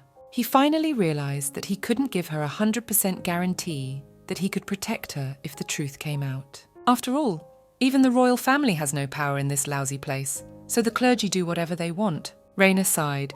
She admitted to the man that she really didn't want to die, but there was one but. She had decided to the end to be true to her ideals and live the life she herself had chosen years ago, so she wasn't going to back down. She didn't let Zared say another word, as the lot had already been cast. The girl had been in this world for quite a while, and had met different people who were kind to her, and those who needed her help, so she was determined to help this world change for the sake of people. So she was willing to give a lecture. Zared resented it, as he couldn't understand why she had decided to risk her life and give this lecture after everything he had just told her. Besides, it would be strange if she ran away without saying a word. Thus the entire royal family would be dishonored. Zared recognized the relevance and importance of her arguments, but nevertheless felt that her personal safety was far more important. But the girl didn't listen to him. She was packing her bag. She realized that if she didn't do it, didn't give a lecture, no one would. Zared was in a panic, as he knew that no one would let him into the auditorium, as guards were not supposed to be in places where training was taking place.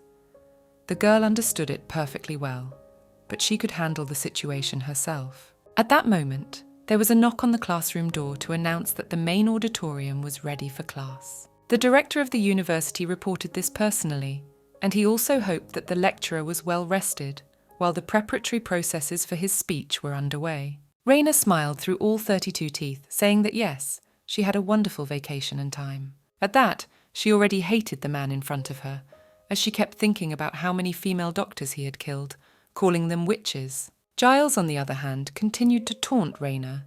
He asked her if she had had enough time to reread the notes in her little notebook, if it would be enough for a future class. Nevertheless, Raina found the strength to hold back a wave of anger, smiled, and said that she was perfectly prepared and ready for class. The principal, though, tried to look friendly. All his words were drenched in disdain. He hoped that Raina report would be good and would match the high level of curiosity and ability of the students here. And then Giles added that he hoped Sir Zared would wait for his ward in this room and not follow them. Though the man didn't like it, he obediently agreed. Satisfied with the guard captain's answer, the university director walked towards the main auditorium and ordered Raina, to follow him. So, there were already students crowded outside the auditorium and talking about something when Giles and Raina, walked up to them. As the girl walked past them, she heard that the students had received some special message that spoke of the witch's treasury, and they rejoiced that it had ended with a great result. It was strange for the girl to hear such statements, since they considered themselves doctors, but in fact they were murderers who did not value human lives at all. And so Raina found herself in the auditorium itself. A young man was already standing near the blackboard as she and the principal volleyed. The girl liked what she saw, namely the amphitheatre of desks where the students sat, so reminiscent of her college days back home. Principal Giles demanded silence in the auditorium. The man pointed his hand at Raina and said that they had a guest today, Prince Damien's personal physician, who would be giving a lecture today, so he asked the students to be quiet and not disturb the guy. The audience did not think to quiet down. Some called her a child, and did not believe that she could teach them anything. Others called her a royal dog. Others speculated about today's execution of the girl who dared to study medicine and call herself a doctor. She calmed herself in a strange way. She told herself mentally that her breasts were flat as a board, so no one would realize she was a woman, so she should calm down and start the lecture. So the girl took a seat behind the lectern, took out her notes from her bag, and said that she was honored to come here today and give a lecture to such eminent personalities. Then she went to the blackboard and in white chalk wrote the title of the first part of their talk, and it was microbial theory. The students started talking amongst themselves, as they had no idea what microbes were. They made strange comparisons, and Raina realized that she had been through something like this before in this world. The girl realized that her germ theory sounded rather strange and silly to the students of this world, but nevertheless, she asked their permission to continue her story. So she continued talking and informed them that according to this theory, the cause of all diseases in the world is microbes, that is, tiny, harmful organisms that cannot be seen by the human eye. She recalled the names of the great medical scientists who had discovered these bacteria, some simply stating the position of the theory, and others proving its validity through a series of experiments. It is known that these germs can travel from dirty surfaces to humans, so it is important to practice medicine under sterile conditions, especially on the operating table, otherwise the risk of complications after surgery increases. For this reason, disinfectants such as antiseptic sprays were invented to prevent germs from spreading. At this point, Raina hesitated and froze for a moment. She remembered the surgery she had performed back on her first day in this strange world. She only now remembered that she had used a simple antiseptic then. But how could the doctors here have come up with something like that if they didn't know anything about germs? Something about this whole story clearly didn't add up. Meanwhile, the students took advantage of her stupor and began whispering about what she had just told them. This turn of events was very much to Giles's liking, as he grinned wickedly as he observed the situation. At that moment, a red-haired guy raised his hand. He wanted to ask her a question. Raina hadn't expected the question fall to start so soon, since she hadn't even finished explaining her theory yet. The essence of the question, or rather the claim, was that the antiseptic spray was created to fight not germs, but miasmas. And this is where the girl began to realize that the students' knowledge and insights into this world were very much like outdated theories from her own world, as miasmas are a story about bad air and how it is the root of all disease. The red-haired guy kept bending his line and trying to insult Raina because he thought she was not educated enough and didn't know anything about the theory of miasms, so she made up all sorts of germs, and he was sure that he'd beaten her to the punch because she couldn't be educated in the church, so she'd made up God knows what to draw attention to herself. Raina stared intently at her opponent and realized that he genuinely believed that she had come up with the germ theory. The girl decided to show that she was not worse than all of them put together, and said that the essence of the theory of miasms is that the fault of all diseases is stinky air. The red-haired boy was shocked. He did not understand how the prince's doctor knew about this theory. Raina went on to say that based on the theory of miasms, people can only get sick by breathing air that contains disease-causing agents. But she decided to prove to all of them that this belief is long outdated. And also her task is to tell how you can follow the rules of hygiene in ordinary life and not get infected with germs. The students did not want to realize that they were wrong, and she was right. They thought that the person in front of them was an arrogant man who thought he was God knows who, and they all laughed at him. Giles, on the other hand, was jubilant. He knew that this doctor was foolish, but he had exceeded his wildest expectations. He thought that today all his students would see that the royal family had strengthened their university by bringing this man here. The director thought about the fact that everything had turned out exactly as his lord Mr. Sickard had predicted. The girl watched the sensational audience. She realized that she had most likely made a mistake by presenting the information in such a way, but she was only reassured by the fact that she was right and believed it with all her heart. She tried to calm the students down, but her attempt failed miserably, and the heat of passion got higher and higher. The students began to say that she had no idea what she was talking about. One of the guys in the front desks said that she had no proof of the germ theory, but at the same time she had the nerve to say that their theory was outdated.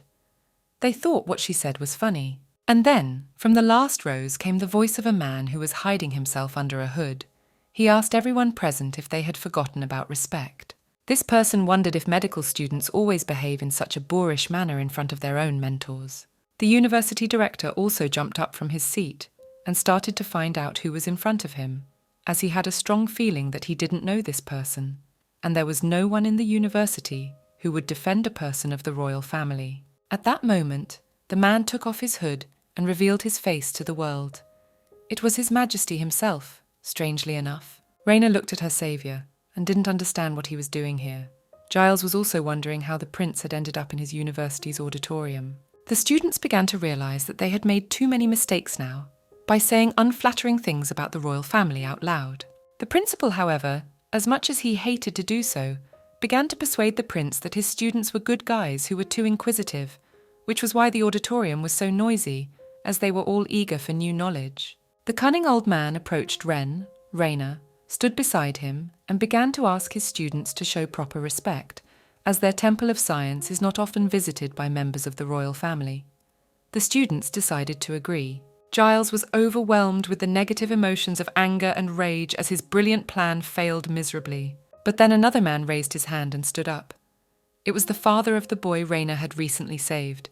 He asked his students to take Raina's words seriously. The girl did not notice at once that Sir Ralph, Ingris's father, was present in the audience.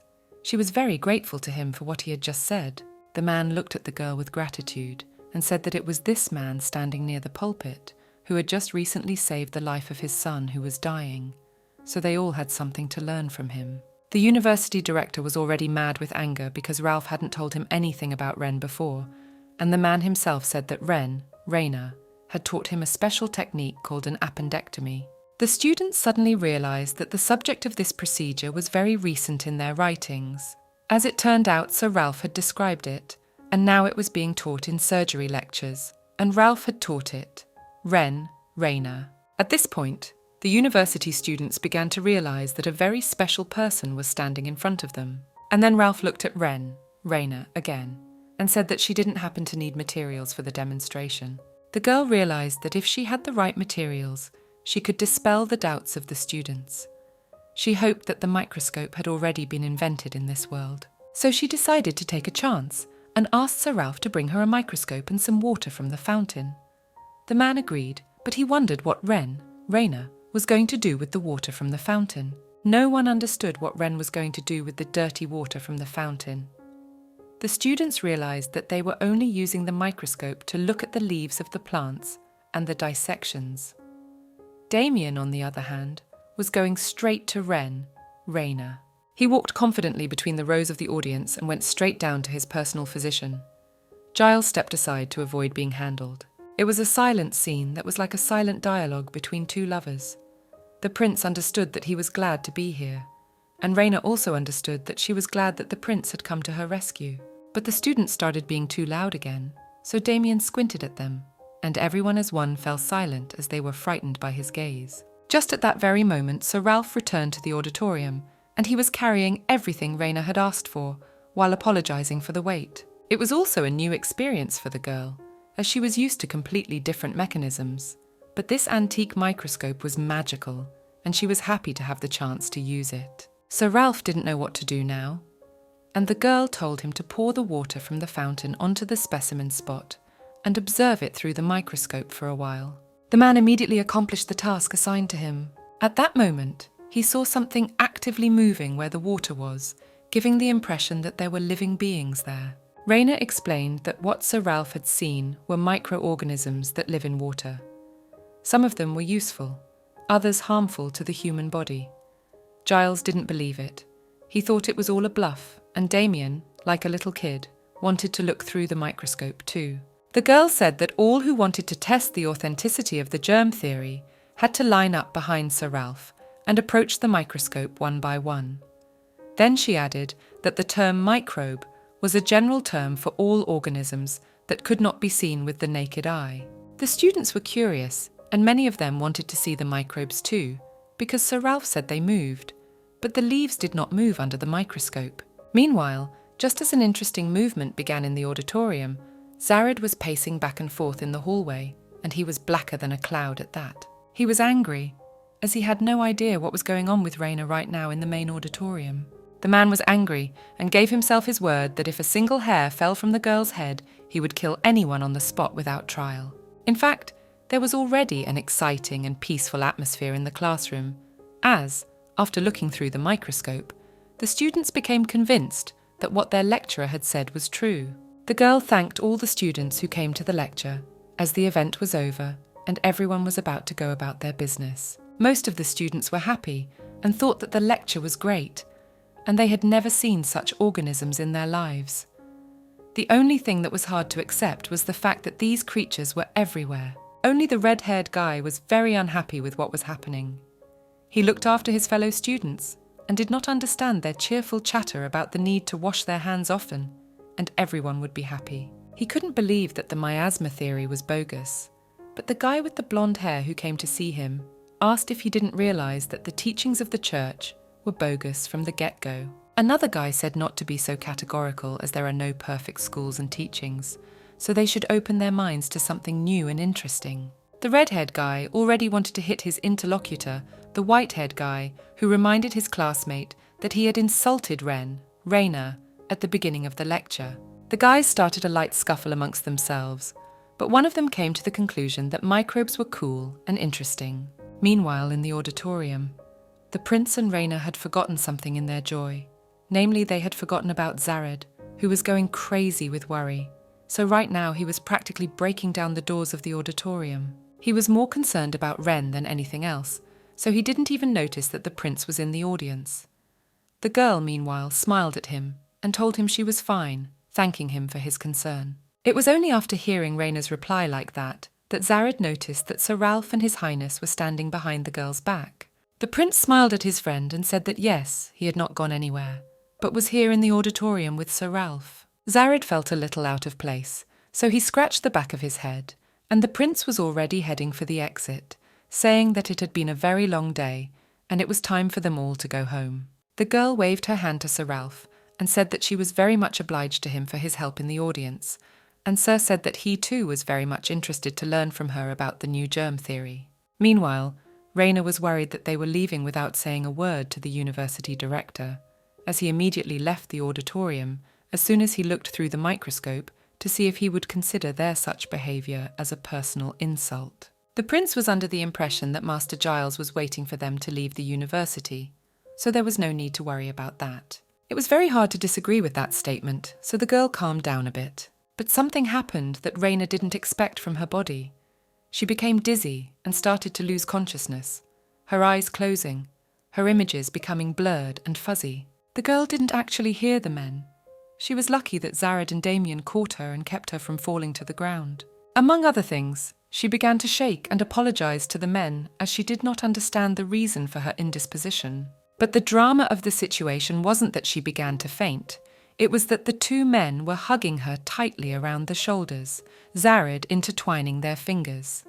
Zared and Damien glared at each other with murderous, jealous looks. The captain of the guards suddenly noticed that Raina was forcing herself to stand up straight and not fall over, but she was having a very hard time doing so, and he asked her to stop. Damien also kept up with his friend and showed exceptional care and concern for Raina's physical condition. Such strong hyperprotection of these two men embarrassed the girl a little, so she tried to calm them down and told them that it was just normal overwork and she needed normal rest. But the real reason was different. The protagonist could not stop thinking about the latest events, so she even took a hold of her head, which was beginning to puff up with thoughts. However, His Highness did not think of leaving the girl alone. He put his hand on her shoulder again and asked if she was all right. The girl was not at all well. She could not understand. But at the same time, she needed to know how often in this country women doctors were killed, calling them witches, and yet no one punished the killers themselves. The prince realized that she needed an answer, so he said that such executions happened about once a month, and he himself could not accept what he had witnessed, even though he was now in enemy church territory. The heir remembered how the church had once learned of a whole group of women who were studying and trying to practice medicine. It was not difficult to guess what the church had done, so the prince didn't even bother to tell about the situation, but went to the gate, where a carriage was already waiting for them. Damien was the first to leave the campus in complete silence, followed by Zared and Raina in the same silence. In the palace, standing on one of the balconies, Vanya looked out for the royal carriage that was coming home. A red cat was sitting on her shoulder as always, and as soon as the girl saw the carriage, she shouted joyfully that Ren had come home. When the room was almost dark, the princess came into Raina's room. She said she wanted to come here earlier, but Damien wouldn't let her in and said his doctor needed to rest, so she only came now. She then asked how Raina was feeling. The only thing the protagonist could say was that she was glad to be back in the castle, with tears running down her cheeks. Vanya sat down on the bed next to Raina and asked her how her first lecture at the university had been. But Raina didn't know what to say to the princess. Absolutely no idea. It was very hard for her to lead a double life, that is, to live in a strange world, pretending to be a man, because if they found out that she was a woman doctor, she would be killed. At the same time, fear was beginning to eat her from the inside. She was finally beginning to realize her position, which was not saving her from anything, and in general, she could not save other female doctors. The princess was silent as well. She just sat next to Raina and looked at her, not knowing how to help her. At that moment, in the dark room next to the princess, Raina wondered if there were other female doctors in this country who hid their identities to help others and do what they loved. Never before, while in this strange world, had Raina felt so helpless as she did now. At that very moment, Raina wiped her tears with her sleeve, as she didn't want Vanya to see her in such a pathetic state. The princess said that Raina didn't have to tell her everything right now, but she was ready to listen to absolutely everything, whatever it was, because she understood that Raina was going through a very hard time. But the girl was still crying. Her tears didn't want to stop. And then suddenly, Vanya hugged Raina tightly and told her that she would support her no matter what. Raina, however, could not stop crying, for she wondered if the princess would think so herself, when she learned her secret of gender and origin, if her opinion of her would change. Meanwhile, in another lavishly decorated room, Gailus came to bow to his lord. He knelt before the man on the throne. The high priest, who was worshipped by the church, was extremely angry, because he did not expect to hear anything about germs, and the director of the university, already shaking with fear, and said that the prince's personal physician showed his students these very germs through a microscope. Giles broke out in a sweat from worry, and the priest, wondering how the most ordinary guy knew about the existence of germs, who his master was, but the headmaster didn't know the answer to that question.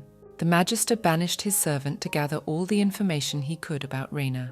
The man on the throne watched the servant go to the door, eager to do his bidding, but he realized that this fanatic was the most unhelpful trash. After he left, the man opened a secret drawer in his desk and took out a yellowed sheet of paper on which was written in beautiful handwriting a statement of the germ theory. A man with long grey hair and cold steel eyes held his priceless treasure in his hands and pondered over what kind of guy had appeared like the devil out of a snuff box. Meanwhile, the king to the queen was trying to sleep in their wide bed, but they had not yet turned out the light. The man looked anxiously at the woman he loved, for she was coughing violently and could not sleep because of it, and he could not help her in any way. The man sat up on the bed. He looked at his wife again and noted that she had been coughing for a long time, so he wanted to at least know how she was feeling. The queen tried to calm her husband down and said that it was just a common cold, so she shouldn't worry about her health. But for some reason, the man didn't believe her words. The woman admitted that she had already drunk Sefazar's cough medicine, so she should have been feeling better soon, but for some reason she wasn't. But since she said so, he had to accept it, and the man hugged his favourite woman tightly and tried to sleep. The next morning came. Raina and Vanya were sitting in the gazebo in the garden. The princess was reading one of her strange books as usual, and Raina just sat silently beside her friend. The girl couldn't come to her senses after her visit to the university and everything she had seen there. So now she was thinking hard about something, staring at one point. She had working thoughts besides the bad ones. For example, she was curious about what the medical students were doing in class today, how much they had learned and would use from her lecture. Vanya was as usual in her repertoire. She was looking at Raina over the book and remembering what Damien had said yesterday, which was that Raina had been offended by the university students at first, but then when she showed them the microbes under the microscope, they changed their opinions drastically to positive ones. The girl's imagination painted a rather strange picture, but the fact that their Raina, had become a legend was the truth. But the princess quickly stopped thinking about decent things and began to make theories of Raina's shippiness with her older brother, or with Zared. And then she came to the conclusion that the three of them looked best together. But then her imagination decided that this was no limit to vulgarity, and she imagined already the love between Zared and Damien, with Raina watching it all from the side. For some reason, something like this seemed like a great idea to the princess, so she almost drooled as she considered seeing this picture with her own eyes. But the sweet reality shattered on the rocks of reality. A very serious Zared and Damien came into the gazebo in their own right. They politely called out to the girls. And the little sister of the prince, as always inadequately at such moments, reacted. It seemed to her that the guys from her fantasy became real. His Highness looked at Raina and said that he had some news for him. But it was unpleasant news that affected not only Raina, but also Vanya. As the queen was sick, the prince could not answer his sister's question about what was wrong with their mum, as he did not know exactly what mum was sick with.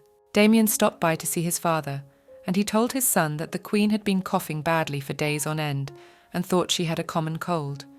But it happened that today she was many times worse. But His Highness didn't just come to the garden. He wanted Raina, to examine his mother and then give her opinion on her illness, since Dr. Fazar, whom the prince didn't really trust with his mother's health, was now on the case. So, in the palace in the king and queen's chambers, a woman was lying in a very bad condition and was practically unresponsive to the doctor, Sir Fazar, and her husband, who was beside her and did not move a step away. Sir Fazar took the woman's pulse, which was normal, and measured her blood pressure, which was also normal. However, she had a cough with sputum production, fever, chills, and a stabbing pain in her chest while coughing. So the doctor, summarizing all these symptoms, concluded that the queen was sick with pneumonia. Just at that moment, her children came into the king and queen's chambers and brought Zared and Raina with them. The woman, though very weak, was still very beautiful and took care of her children. She said they didn't have to come to her, as they too could get infected and sick. But no one would listen to her in this. Vanya took her hand and put it to her heart. She was worried about her mum as she didn't know she was so bad until now. Raina, on the other hand, was disturbed by the fact that after examination, Surfazar concluded that the queen was ill with pneumonia. The man was conflicted as always at the sight of Raina. He was confident in his diagnosis as he was confident in the diagnosis of this disease. Raina herself was beginning to be annoyed by this behaviour of her colleague, who was always trying to twist her words and make her look bad in front of others. But she had to swallow her resentment and smile, saying that she didn't doubt him. And then the prince noticed that Surfazar was overdoing it, so he hinted to him that he should not speak so harshly to Raina, since he had personally brought her here to give her opinion on his mother's condition. His Highness looked at the doctor like this, and said that he had brought his personal doctor to examine his own mother. Did anyone here have any objections? Surfazar had to lower his head and agree with the prince's words. Raina then walked over to the woman's bedside and asked her permission to do one more additional examination. The first thing the girl did was to ask Her Majesty to assume an upright position for a short time, that is, to sit on the bed. The woman agreed, but asked to do it for a short time. She herself helped the patient to sit up, with Vanya next to her mother for backup. In this position, Raina listened to her heartbeat. It was fast, probably due to fever, since her blood pressure was normal. Then she listened to her lungs. There was wheezing, and her breathing was frequent and shallow. Raina further recalled the other symptoms that Surfazar had voiced, so she concluded that the palace healer had not misdiagnosed this time. Raina finished her examination too, put the stethoscope on the table, and said that this time she agreed with Surfazar, for the queen did indeed have pneumonia. Raina agreed with the palace healer, but she also realised that it was necessary to start treatment immediately, and she was also glad that penicillin had been invented in this world. For some reason, Surfazar decided that the queen needed to be treated with lancets, so he brought his own here. The girl sincerely did not understand why the local doctor had brought these devices and how he was going to treat the queen, so she ran after the man. The cause and the way Fazar was going to treat the woman shocked Raina. The man was going to bleed the queen because he believed that the cause of pneumonia was an imbalance in the blood, where one prevailed over the other. But the girl was again of her own opinion. She didn't understand why the doctors of the church believed such nonsense, yet didn't want to use advanced treatments such as antibiotics. She entered the argument and said that with all due respect to him, but pneumonia is an infection in which the lung sacs become inflamed. She therefore considered the theory of bloodletting obsolete, as well as that of miasms. She was convinced that pneumonia could not be cured by this method. The man thought he was right, and even his patients said they felt better after the bloodletting. So how could a brat like Ren contradict him? The girl, however, proved his point.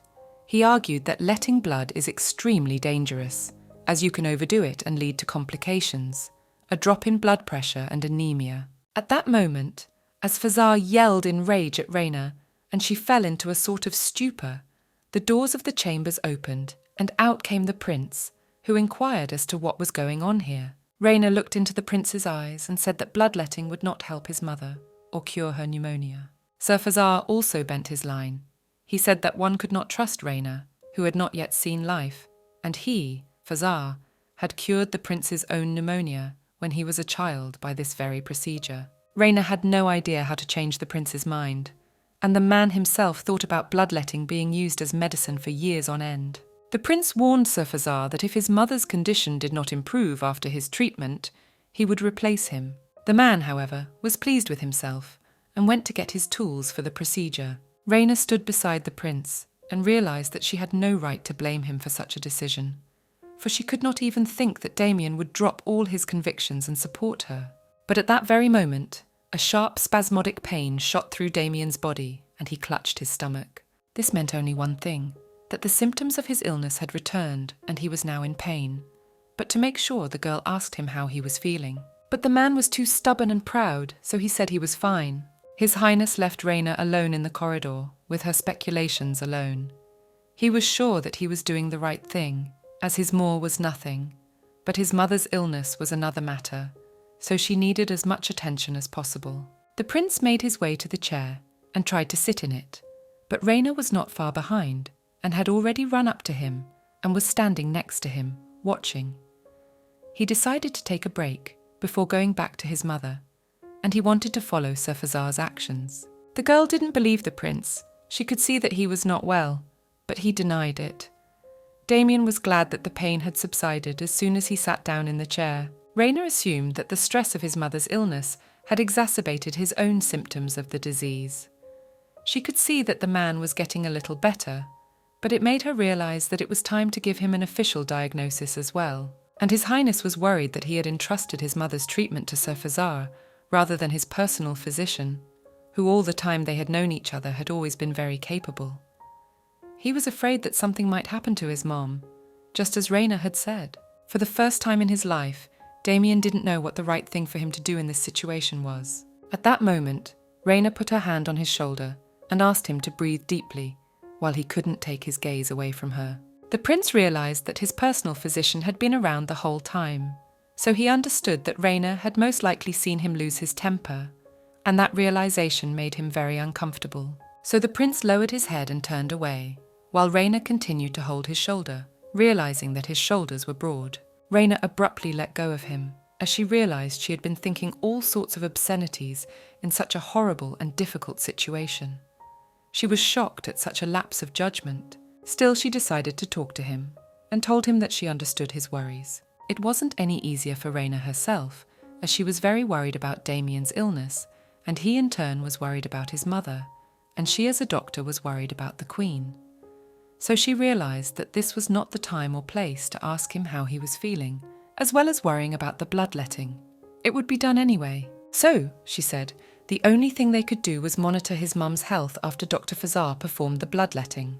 She promised to intervene immediately if there were any problems or complications. The girl hoped that all that she had just said didn't scare the young man too much. Damien, on the other hand, tried to explain his decision. He trusted her, and that was a fact, and she knew it well too. Meanwhile, Dr. Fazar returned with his torture case and said that he had brought all the necessary tools, so he was ready to perform the procedure immediately before it was too late. Prince sat in the chair for now and hoped he hadn't made the wrong decision about his mum's treatment, so they all walked into the room. The Queen was lying on the bed, her husband and son standing beside her, watching Dr. Fazar closely, but Raina was watching the woman herself. The girl did not believe in the rationality of this procedure, although deep down she wanted to believe that in this world, bloodletting could work wonders, and pneumonias could be cured by it too, but somehow she strongly doubted it. She realized that she was deceiving herself first of all, and then the prince, when she assured him that everything was under control, but in fact, everything was very complicated. Raina was now feeling guilty for not stopping the procedure, as things expectedly got worse for the Queen, and Damien was no longer in control of himself, asking Fazar why his method hadn't worked.